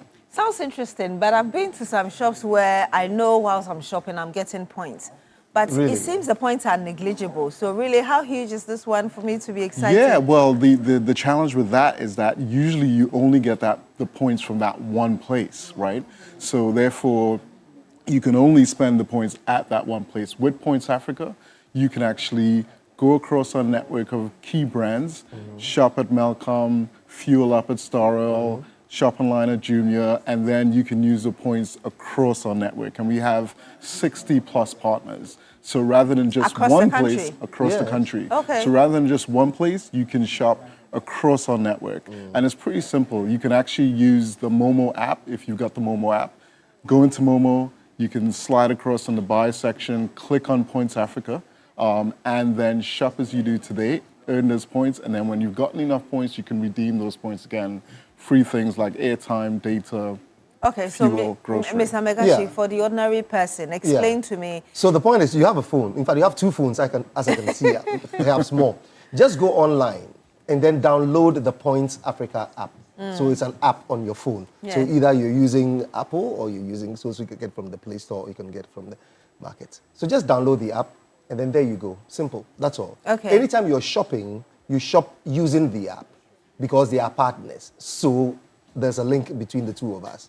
So anytime you shop, just shop and then that's all. How You do get the your- points work so that because I realize one of the places is Star Oil, for instance. Yes, Star Oil, If yeah. I Yes. choose to go to Star Oil to Yes. fill up my tank, Yes. Yes. and from there I'm going to Melcom to shop, you have Yes, that. yes. And assuming I have insurance with Glyco, Yes. the points, how do they work? I mean, will I have to use the points at Glyco for Glyco only, or it accumulates across the platform? It's an aggregate of all the points. So you Okay. can use it anywhere, anytime, based on your discretion. Think about Whatever us you want to do, being yeah. your points wallet. Yeah. Basically. You're Okay. being rewarded, Yeah. it's being put into your points wallet, and then you can use it from those points anywhere across our network. Okay, so at which point do I start earning? Right now, The as soon moment as you download just the app. download it. Just go online. I'm daring you to download it. I'm going to dash you some points. I'm going to dash you 5,000 points. Okay, Right now. 5,000 points. 5,000 points would translate into how Download much the app, in Beatrice. terms of shopping voucher. Beatrice, download the app I will right do now. that, but I want to understand. So I want for you to instance, see it so that if you give me- can report it. That's great. So when you don't download and I tell you what it is, you say that, this is not what it is. Download it. that's fine. And Like I I'm said- giving you 5,000 immediately. 5,000 points Points. would translate into how much in voucher? A lot of money. Like how much in A voucher? lot of money. You can get A lot of definitely money. free data, Yeah, free free data, you can airtime. You get can definitely airtime. get good vouchers going into Malcolm. You can buy food at Malcolm. Okay. Yes. Okay. can And buy for those who, you also talked about Momo. How does Momo also work? Yeah, so with Momo, you can go into the app. Yeah. And if you got the Momo app, you can log into right now. Yeah. Slide across in the buy section. You see Points Africa within there. and you see all of the offers. You asked about our different offers. You see all of the what we call earn offers or redemption offers where you can spend your points. And within the app, as soon as you use that, you're able to get points from Momo as well as points from our participating partners. Okay, so if I'm a Momo user, as long as I'm using the Momo app, when you go on your phone either right now, transferring or receiving, I'm already gaining points because I'm using your app. Yes, that's it. If you can tell us why you chose those, the outlets that you've chosen, Melcom, Star Oil, Glyco, So it's not about choosing it, sorry. It's just about, we've identified the lifestyle of Ghanaians and known where people like to shop and what they want to do. So we're getting more people on. So if you have any company that you have, or you have a friend who has a company and they get a lot of people patronizing, the point is that so long as you are purchasing something, you are buying something, we are with you. So we are collecting people along the way. So the same way as Momo came in and many people were like, what is Momo? What is Momo? Today, it's one of the most popular pay points. What it is that is exactly what Points Africa is going to be. It's going to be your wallet, as Andrew said, that you're going to be walking around with.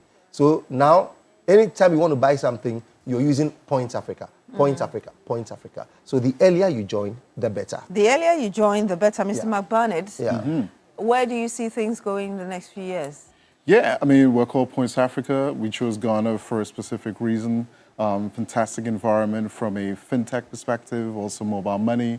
We're growing across the continent. We're growing next into Nigeria, West Africa, East Africa, but our focus right now is Ghana, growing our network in terms of different participating partners. And over the next few months, you'll see us everywhere. So think of us being your rewards wallet as you shop. You're rewarded as you shop, and then as you shop and you get those points, you can use those points anywhere. You can use in 30 seconds your final word. One key thing about the app is that you never run out of data, you never run out of airtime, because at any given point in time, you have accumulated points. So anytime you're told you just have 1 minute remaining, all you need to do is to go into your points and then. Or sometimes you don't hear in the call. You don't hear in the call cards. All right, but with Points Africa, you never run out of points. You never run out of points. Thank you very much, Mr. Patrice Ameganshi, who speaks for Points Africa.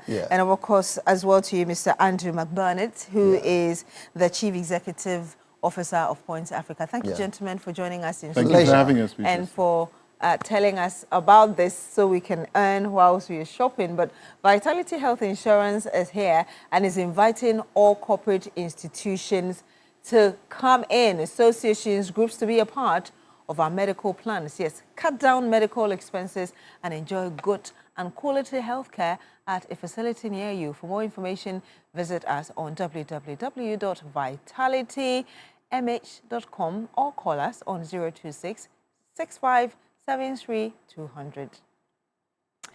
And of course, 2026 is the year to travel, explore and experience more. Global Wings Travel Tours in partnership with Media General invite you to experience the best of Malaysia and Singapore this April. Yes, enjoy 9 unforgettable days with return flights, luxury hotels in Kuala Lumpur and Singapore, daily meals, visa facilitation, city tours, Genting Highlands with cable ride, intercountry transfers, and so much more. So why wait? Just make your April 2026 Malaysia and Singapore trip a reality. And you can do that by calling or WhatsApping on this number, 055-0188-181 or 055-3688-398 today. It's still here on Newday on TV3, but we'll come back. We still have some more for you. Do stay with us.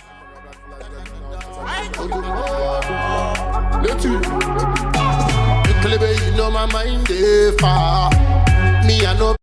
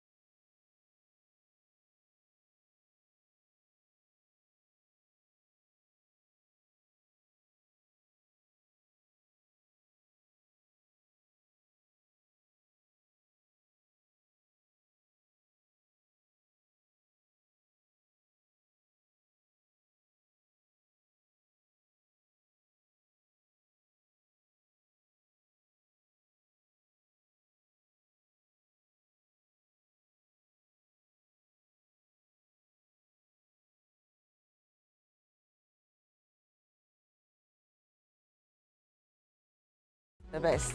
Well, we're still exploring Ghana, aren't we? And I have in the studio with me representatives of CJ Multimedia, perhaps Mame Ampim Dakwa, Head of Marketing, CJ Multimedia. Good morning to you, ma'am. Thank you for joining us. Thank you for having us.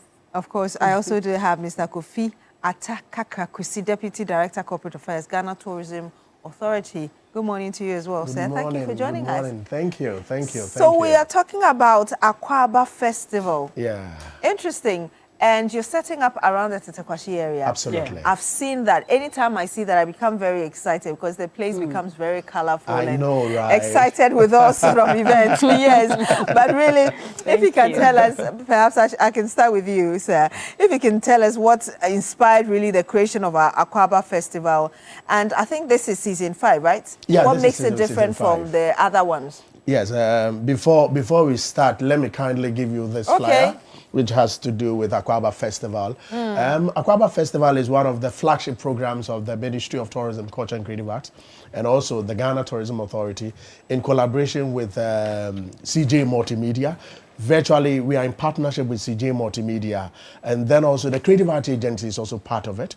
So this festival is one festival that has been held over the years. This is the 5th year, and it's in tandem with the Heritage Month. You know, the Ghana Tourism Authority, what we do is to promote the Heritage Month and make sure that Ghanaians appreciate our local products and also our made in Ghana products and services. I mean, we spoke to Mr. Santana recently. Very well, very well. That's my deputy CEO in charge of marketing and special duties.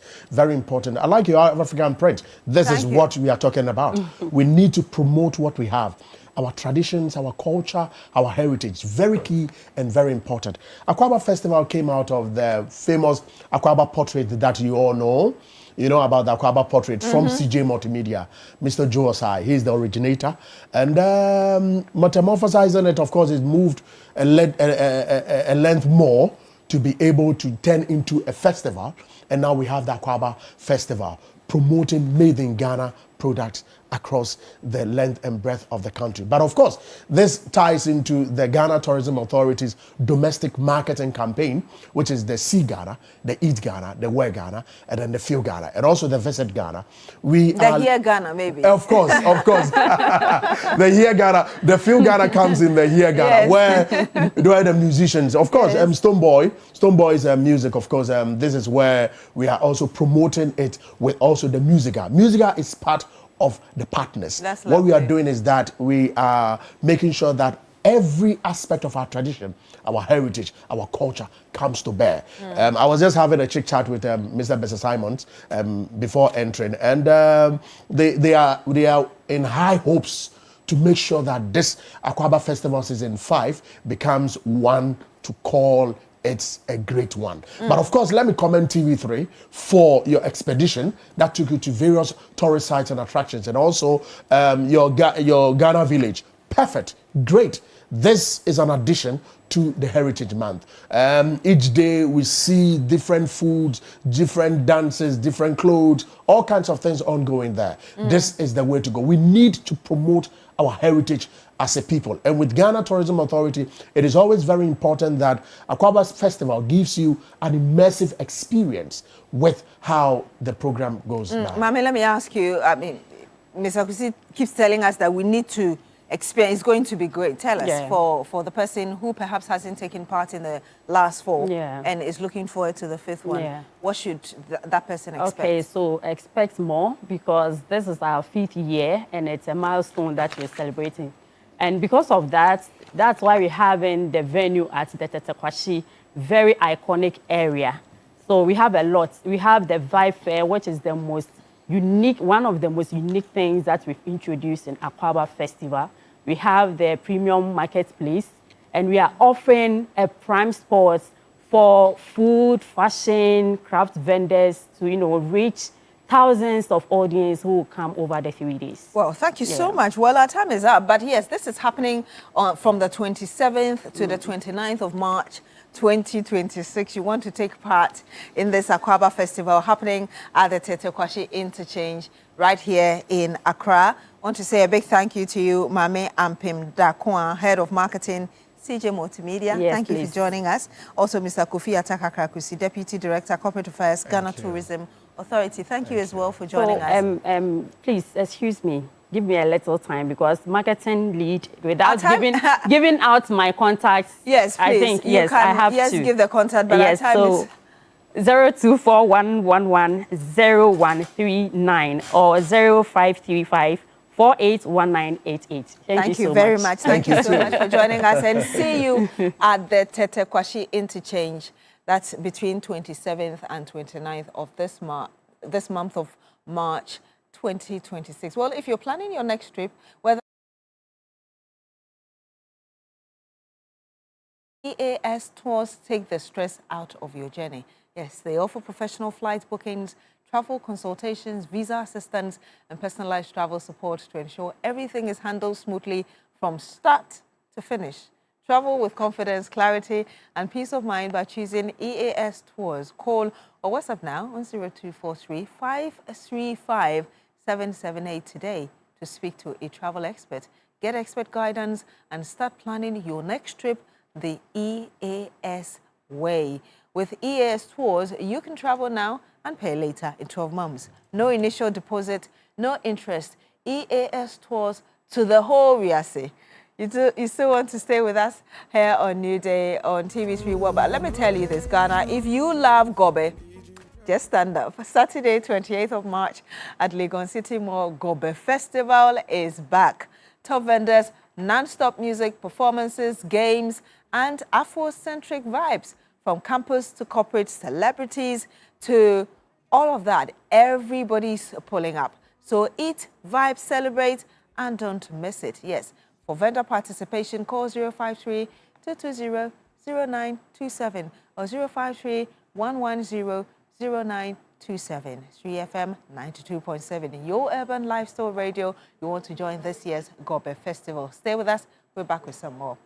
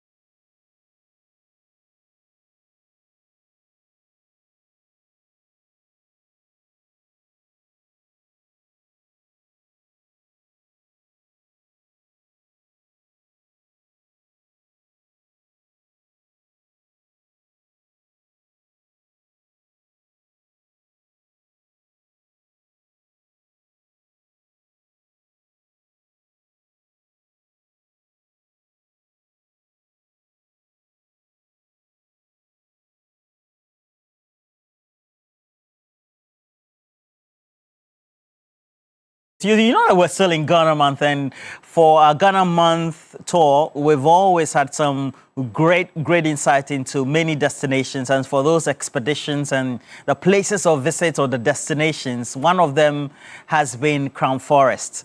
And Crown Forest, though, for many of you who don't know, is in the central region. I'll get to the specifics when I get to the great people representing them this morning, great partners we have. Crown Forest, I've always meant to be there one of those weekends and just hide, do some coded routes, and I have the people themselves here. So I have Nana Obenti the first, founder and CEO for Crown Forest, is here. Good morning to you, Nana. Good morning, Roland. Oh, yeah. Yeah. Okay. And then Derek Smith, he is also a sales and marketing lead with Crown Forest. Good morning to you. We are sitting like very humble man. How are you? Yeah. Okay. But Nana, please tell me about Crown Forest. I've always been HN first. When A+ posted it, the Member of Parliament, and then, of course, when the President said he spent some time there, and I thought that was a great insight for me to be tempted to visit. But why should I be visiting Crown Forest? Okay, I'll say it in, maybe two or three bullets, all right? So first of all, Crown Forest is a nature and cultural heritage resort. It is also the first and only place in Ghana to host giraffes.